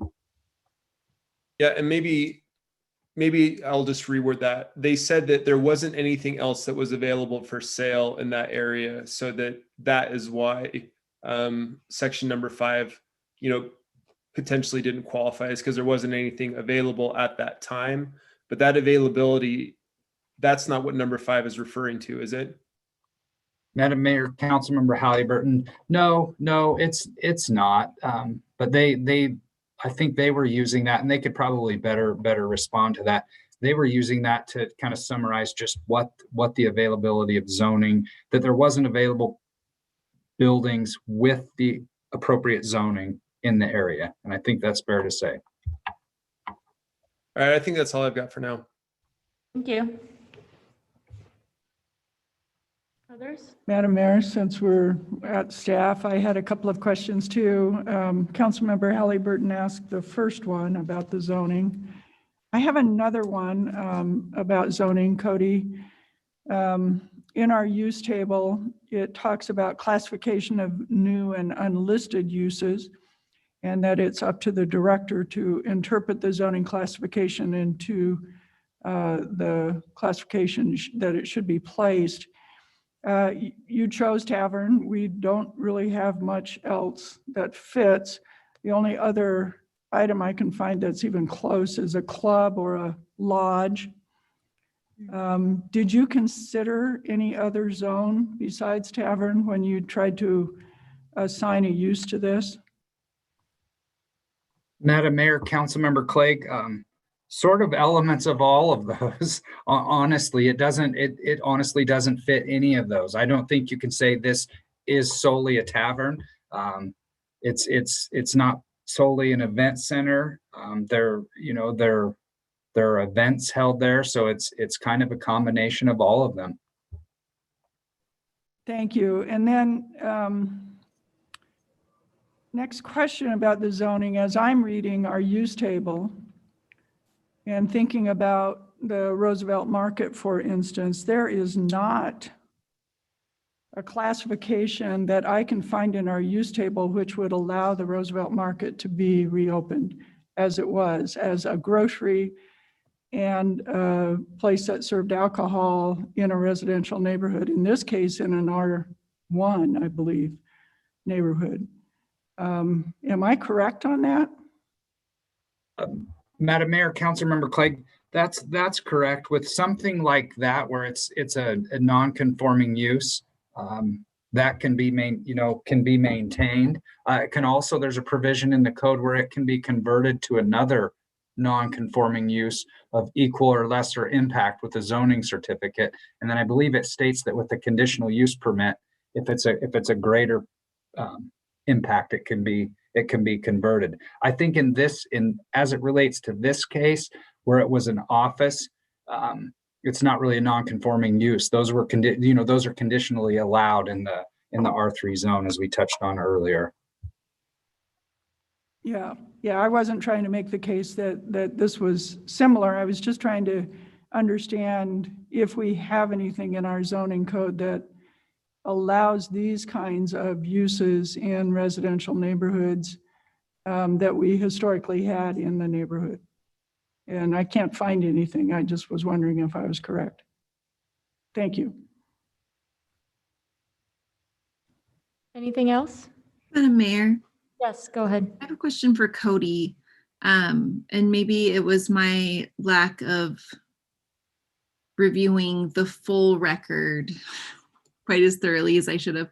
Cody, have there been any enforcement actions taken toward Franklin House for their operation of the beer garden in the backyard? Madam Mayor, Councilmember Woodings, that's really what brought it to our attention, honestly. We issued a zoning certificate to allow the bed and breakfast. That was our first or most recent action, and then began receiving complaints. And so that is when code enforcement got involved, and the remedy was to seek proper approvals. And so that's why we're before you. So there have not been any punitive actions or citations or anything issued by the city for their illegal operation? Madam Mayor, Councilmember Woodings, no, not to date. Follow up, Madam Mayor. Just to pursue the proper approvals. The applicant can speak to what's been occurring, but I believe they've stopped kind of the activities that they were asked to stop until they obtain proper approval. Madam Mayor, can I just have a follow-up? Yeah. So Cody, so this is kind of where I'm struggling. I don't want our action to be punitive toward the applicant, but I still appreciate that the applicant was operating illegally. I believe they knew for a number of months. So I guess my question is, even if we allowed the applicant or we approved the conditional use permit, could the city still take punitive action toward the applicant for operating illegally for that time when they did so without a conditional use permit?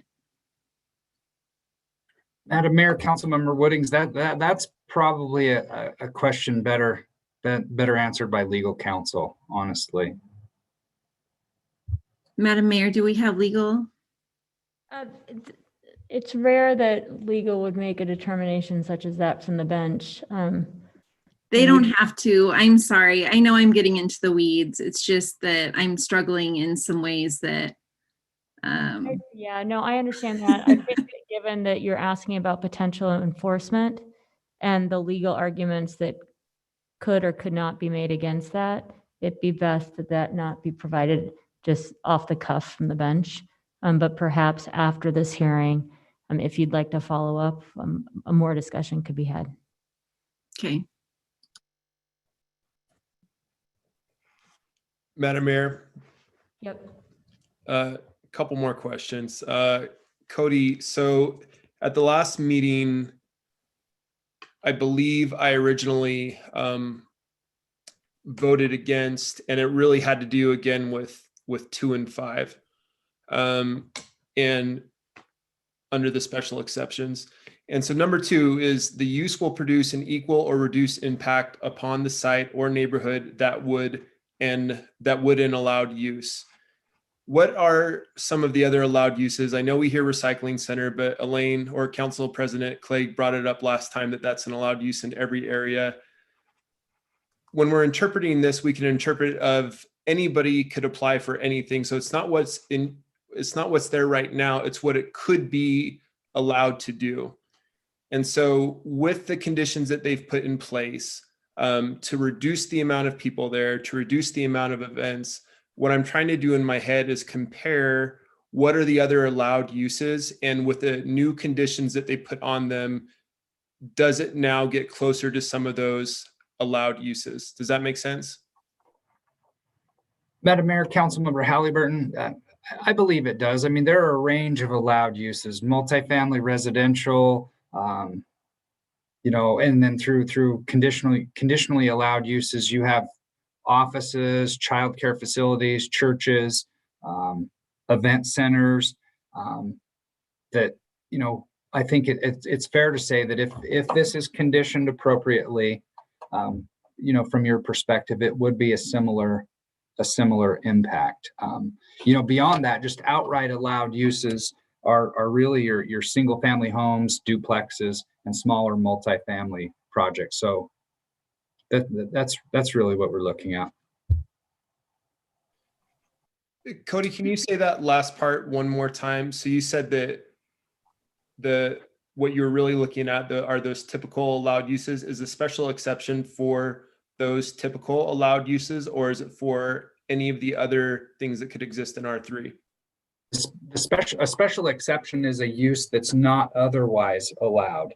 The use table has a list of outright allowed uses that require no discretionary approval by the city. And that would really be like a duplex, single family home, some of the smaller childcare facilities. Conditionally allowed uses, you get into things like, you know, churches, special event centers. I suppose schools might be a good comparison. You know, the operating characteristics are very different, but certainly other things that do generate, you know, noise and activity beyond what you'd see in a single family home could occur in this zone. So Cody, I guess what I'm asking then is the special exception designed for the outright, or is it designed for the conditions that could be put on? Madam Mayor, Councilmember Halliburton, we've really looked at it both ways. I mean, just what with the zoning in place, what might you see on that site? And there's a range of both allowed and conditionally allowed uses. And so this, if approved, if you're saying it would have an equal, you know, or comparable impact, I suppose you'd probably be talking some of those conditionally allowed, you know, more intense uses. And that if you condition it appropriately, it would have the same impact. Thank you for walking me through that, Cody. Madam Mayor. Go ahead. Cody, I know we're getting in the weeds here, but I think it's important. Under the allowed uses, there's also a category that requires administrative review to ensure that there are conditions in place to make that allowed use compatible, if you will. I'd have to scroll back up to look at the exact language. And within that category, there's a much broader list of allowed uses. Would it be fair to say that a use like this would be more in line with that list of allowed uses than some of the outright allowed ones? Madam Mayor, Councilmember Clegg, and I'm not ignoring you in this awkward format. I'm looking at the use table on the other. You were looking at both. That's fine. The other screen, and we do in that zone. You know, we have multifamily residential buildings up to 20 units per acre that would be, you know, allowed through design review. A single building up to 20 units per acre, again allowed. The bed and breakfast that they're already operating is an allowed use in that zone.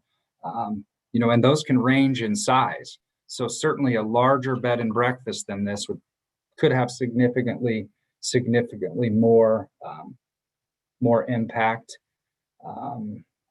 And Cody, I guess I'm looking at the A asterisk ones, where the cell indicates that the use is allowed by right, but subject to administrative review to verify compliance with use-specific standards. And that list gets a fair amount longer than the ones that you've just talked about. And so the question is, within the special exception, can you make a finding that the equal or reduced impact upon the site as an allowed use would include that list? Madam Mayor, Councilmember Clegg, I certainly think it's fair to include that list, yes. Okay, thank you.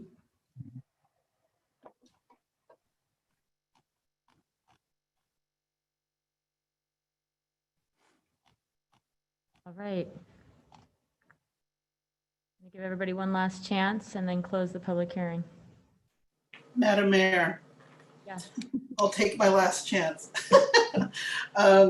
So Cody, I had a question about what is allowed now.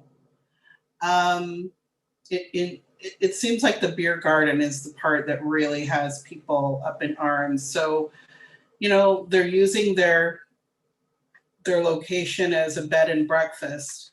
Is there anything, based on how things are now, preventing clients, guests who stay at the bed and breakfast from inviting people to visit with them in the patio area, and they bring their own alcohol and host people like that? Is that prevented as things are now, or is that allowed? Madam Mayor, Councilmember Sanchez, I think we'd have a hard time saying that would be prohibited. I think where it starts to, you know, I guess flirt with being another use is the other commercial aspect of it, the liquor license, and that the general public is invited in as opposed to guests. But you're absolutely right with the bed and breakfast. You could bring in your own, food and alcohol and sit on the back patio and probably be just as noisy. So for example, if, I live here in Boise, I live in the North End, and I have family visiting from out of town, and I say, stay at the Franklin House, and then I'll come over and have a few drinks with you out on the patio. There's nothing preventing something like that, but it would be attached to a guest. And that would be cool? Madam Mayor, Councilmember Sanchez, that's correct. Okay, thank you. Madam Mayor. Yes, go ahead. Thank you. Cody, I have a question. So just to refresh me on this CUP special use, if they don't follow it, then they would lose that special use. Is that correct? Madam Mayor, Councilmember Thompson, that's correct. They would then be able to operate the bed and breakfast only. Okay. And Madam Mayor, one follow-up as well is we're also looking to review this again after 1 year. Cody, thank you. I clicked wrong. I almost got through the whole evening. Madam Mayor, Councilmember Thompson, they're willing to participate in an annual review, a one year review that would allow council and the neighborhood to provide input on just how it's been operating. Yes. Thank you, Cody. Madam Mayor, I guess one more question, if I might. One more. Thank you. Cody, in the conditions that were proposed, if we were to go forward with this, there was a request that this be transferable, but as I'm reading our special exceptions, they're not transferable. And so we'd have to make that finding. Is that correct? Special exceptions B, a special exception shall be non-transferable through assignment, sale, or other means of conveyance. Without written acknowledgement by the assignee, purchaser, or conveyee. I guess that would allow it if the city signed off on it, but what would be the typical process there? Madam Mayor, Councilmember Clegg, I don't recall where we've had, we do so very few special exceptions where they've been transferred. The typical conditional use permit just runs with the land. In this case, a condition of the approval could require just that, written acknowledgement to the city, requiring compliance with the conditions of approval. We could look at some sort of require some sort of a deed restriction. So if ownership of the property transfers, that it's on the title, that might be a good way to capture it as well. So I think there would be ways to approach that, certainly. All right, thank you.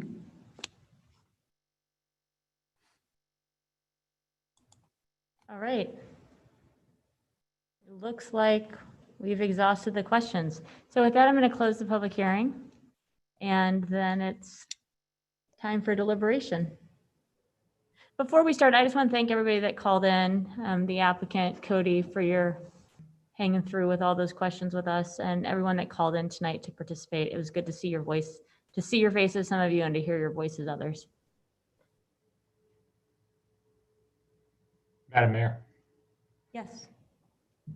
I move that we approve CUP 20-28, subject to the conditions that the applicant set forth in their letter to us. That's in the packet. Second. We have a motion. I didn't catch who seconded that, did you? That was TJ.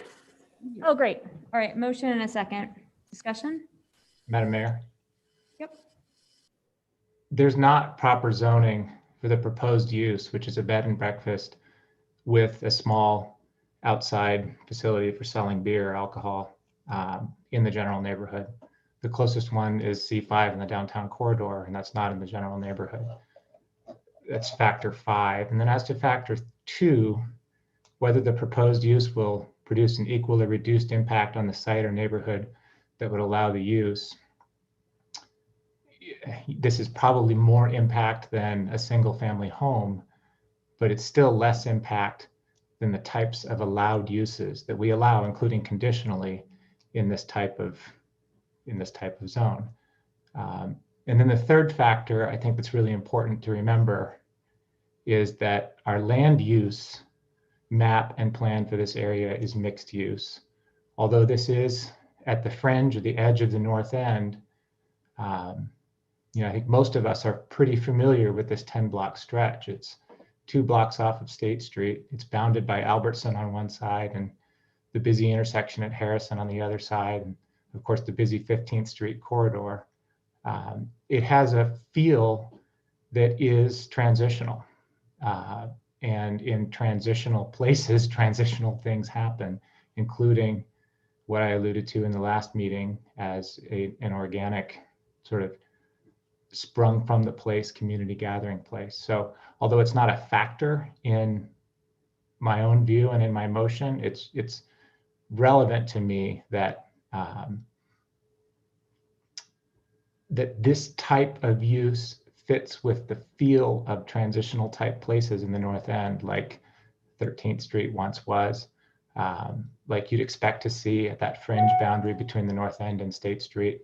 And so at a sort of aesthetic level or an emotional level, I feel like it fits. But again, the basis of my motion is that there's not proper zoning that allows for the use available in this area, the specific use of the bed and breakfast combined with the beer facility, and that this proposed use is, as conditioned by the applicant's proposals, equal to or lesser than the types of uses that we allow in this type of zone. Madam Mayor. I have to say I agree with everything that. Go ahead. I Oh, turn off- thanks. Yeah. I have to say I agree with everything Councilmember Bajan just said. Very well spoken, well said. I would also say I really feel at the end of the day the support for this is quite split, but that's not where I base my decision. I take great comfort in the fact that this is a special use CUP that they would lose if they did not follow the strict criteria, which I appreciate from the owners of this establishment for putting forth since our last meeting. I think they're good criteria. They have a lot on the line. It will be reviewed annually. I think it will be a good addition to a growing area, an expanding area. And I frankly do think that it fits the area and will be a good addition. So I'm supportive of a special use CUP in this instance. Thank you. Madam Mayor. Yes, go ahead. Thank you. I'll be supporting the motion. This has been a difficult one, obviously. I do think that the conditions that are offered by the applicants go a long way toward doing just what Councilmember Bajan said, making this use produce an equal or reduced impact upon the site as another allowed use might within an R3 zone. Another factor for me is that our future land use map puts this literally on the across the street edge from downtown mixed use. As Cody said, the only zone we have that allows both a bed and breakfast and a full tavern would be that C5 zone, which would be the downtown mixed use zone. This is designated mixed use on that future land use map. We don't have a zone that does allow these kinds of uses. I think this is a new or unanticipated kind of use. We don't have a category that specifically fits it. I think as conditioned, it will function frankly more like a social club than it will like a tavern. Social club is a conditional permitted use in this zone. And because we can review it in a year, if it's not working, or if in that year's time we find significant issues with enforcement, either police enforcement or code enforcement, we can always pull this permit. And so, you know, it's, as the applicant said, it's incumbent on them to perform. If they don't, their primary business is going to fail. Nobody's going to stay in a bed and breakfast where there's a bunch of drunken parties in the backyard all night, every night, especially a high-end one. And so with all of those, I feel pretty confident. I would ask if the maker of the motion would, as we look toward asking staff to produce those reasons for decision and clarify all the conditions, that we do have some clause in there that will require, if the property is sold, that the transference of this assignment be with written acknowledgement by the city. Madam Mayor, Yes. I think that's a fantastic idea, and the maker of the motion certainly is happy to add that to the motion. Thank you. I support it. Madam Mayor, Yes, go ahead. I guess question for either Council President Clegg or Councilmember Bajent. Just to be clear, are we saying that the special exception will transfer with the property, or are we saying that it will not transfer with the property? Madam Mayor, Mhm. as I understood it, it would transfer with the property, but only subject to written approval from the city. So if they want to transfer this, if they want to be able to transfer this, they can sell the property, but if this right goes with it, the city has to sign off and approve.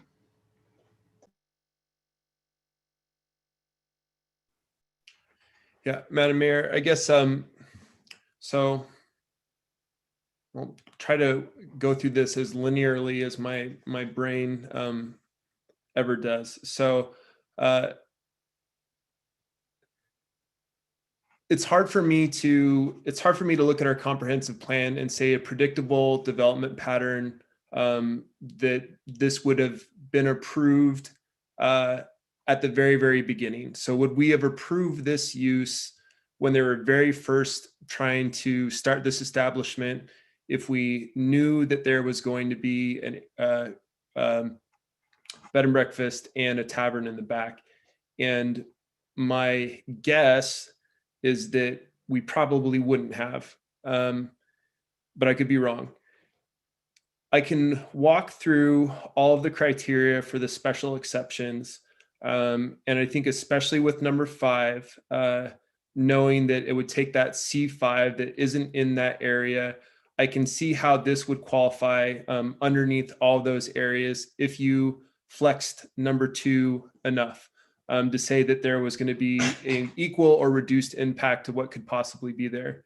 And so I can see that that's all going to exist on here. And, you know, for that reason, you know, I can feel comfortable approving it.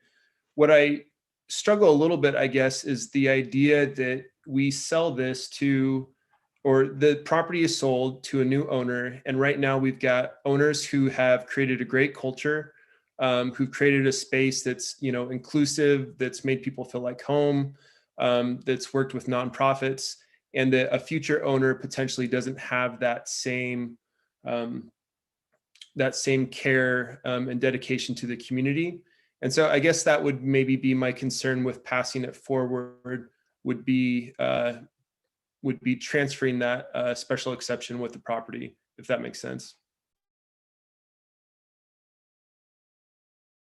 Madam Mayor. Go ahead. Thank you.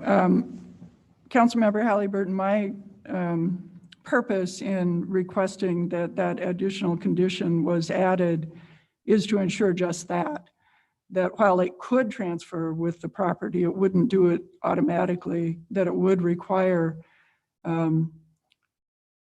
acknowledgement to the city that the sale was happening, and then an action by the city to agree to transfer it with that sale.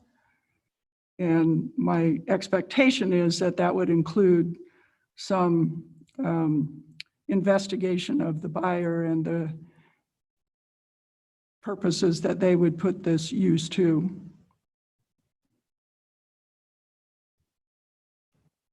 Madam Mayor, Council President, thank you for the clarification there. You're welcome. Madam Mayor. Yes, go ahead.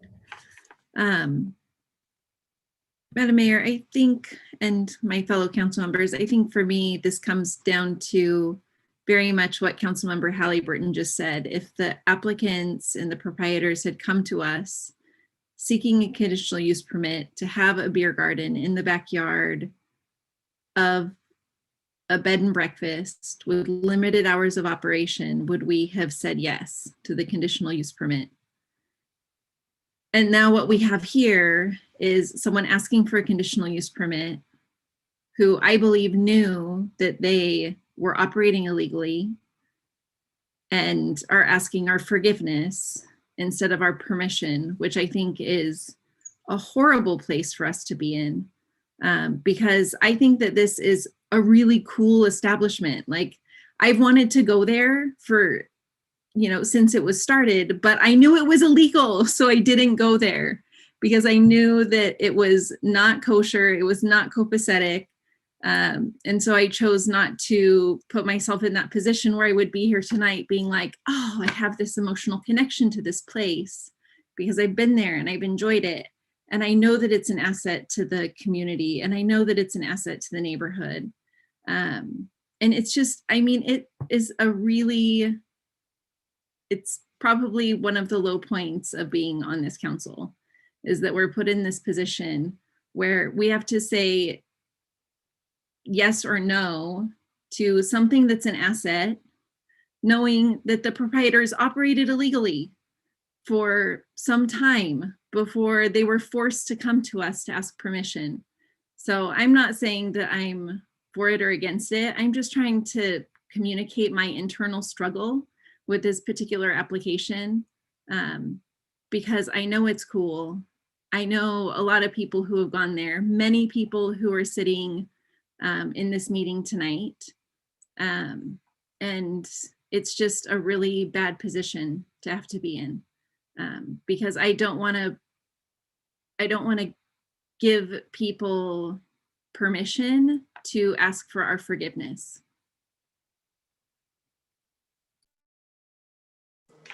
Madam Mayor. Yep. Yeah, I think I mentioned this the last time we had this before us, and that was the first time I noticed the Franklin House. I was very confused at what I was looking at. And I think that's at the heart of this. It's it's not this and it's not that. And oh, goodness. And as we have heard tonight, everybody recognizes that our city is growing and we have new wonderful people moving to our beautiful city. And we will have to make room for each other as we grow, and we have these interesting ideas like a bed and breakfast with a beer garden. But we are in flux, and we are still making this place, and our rules and regulations and policies and zoning ordinances are all catching up with these changes. And my initial thought is the same as Councilmember Woodings. I thought, oh, these guys are sneaky and they got away with something for a little while. But, you know, truthfully, I don't know if that's the case or not. I don't know if they fell through a loophole there and it caught up with them, and now they're in a situation where they're trying to make it work. And I say that from personal experience where, you know, I've been in that situation where a mistake was made and it wasn't mine, it was the powers that be, but I was the one on the hook for it. So I have compassion for that. So, you know, part of the reason I asked the question is about the noise level and the activity level as it stands now as a bed and breakfast, with people being able to bring their own alcohol and invite their own guests over. I'm in the same boat as Councilmember Woodings. There's all these different things to consider in making a decision, but I would have to say I am leaning towards not supporting the motion, simply because I do feel that we are setting a precedent for people to not do their due diligence to determine whether or not what they're about to do fits within the confines of the law. And I know that that's a concern we've had in the past, and why we have passed certain pieces of legislation to deter situations like that, where people are trying to do an end run and do things that harm our city. So right now I'm leaning towards no. All right, Patrick, you are muted. Madam Mayor, if I can address the concerns of two of my colleagues about the lack of permitted use and perhaps asking forgiveness. Precedent is important, and we certainly don't want to create a practice in the city of Boise of doing whatever you want and then coming to the city council and asking for forgiveness later. But I don't want to create a practice on the council of punishing people for violating the law by withholding things that they are otherwise legally entitled to. We have a code enforcement group, a team, we have prosecutors, we have a legal apparatus for punishing people and applying the law, and that's their job. Our job is to evaluate whether this land use application does or does not comply with our criteria. And so, you know, to anybody who thinks who looks at this and thinks that my strategy will be to start selling beer in my backyard, the city council will be okay with it. The answer, I think, is, you know, watch out. I don't think our code enforcement will be okay with it. I don't think our prosecutors will be okay with it.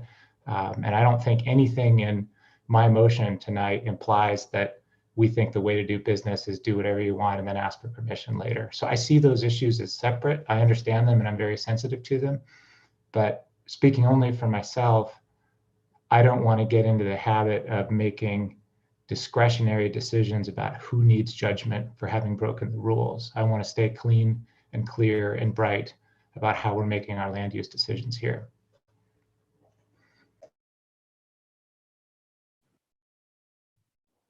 All right.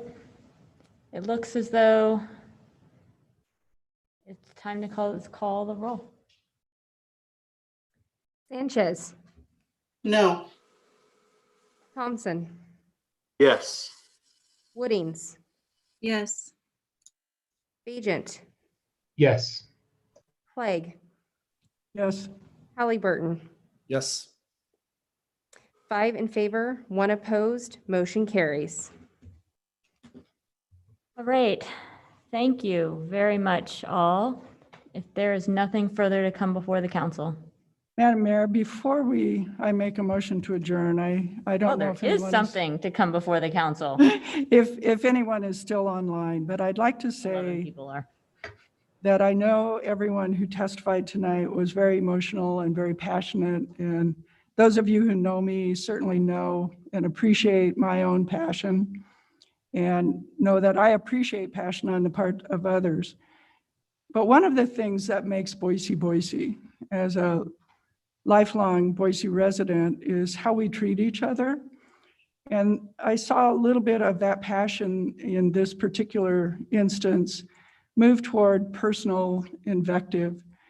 And I hope that in the future, we can keep Boise, Boise and be passionate and fight for our cause and fight hard for our cause without getting personally, getting personal against the people who oppose us and discounting them and accusing them of things that you don't know for sure one way or the other, and frankly aren't part of the issue. And I unfortunately saw it on both sides of this, and I'm seeing it too much on both sides of many issues. It's probably partly to do with our national mood right now. But one of the things that keeps Boise, Boise, if we don't want it to change, is how we treat each other. So I hope we can keep that in mind in the future. Council President, thank you. Very well said. And with that, I would move we adjourn. Madam Mayor? Yes, Mayor? we have a motion on the table. We need a second. Yeah, I just, with your, can I have a moment Oh, good. after I second? Before Gosh, you're blipping out. second, just wanted, Oh. I'll take off. I just want to thank the council president for bringing that up. I also want to thank my colleagues. I know that over the last few years, when we've had folks specifically single out renters as a group during hearings and such, I really appreciate your support, because I know that you flinch because you know you are sitting next to a renter. And I just want you to know how much that means to me to have your support. And it also reminds me how fortunate I am to live in a city where people would vote a renter onto city council. So I just want to express my appreciation for that. All right, thanks. We have a motion and a second. All in favor? Aye. Opposed? Aye. All right. I Well, I'm assuming all those were yeses, not that they were opposed, and I'm going to adjourn us. Have a good night, everybody. Thank you very much. Thank you. No. Just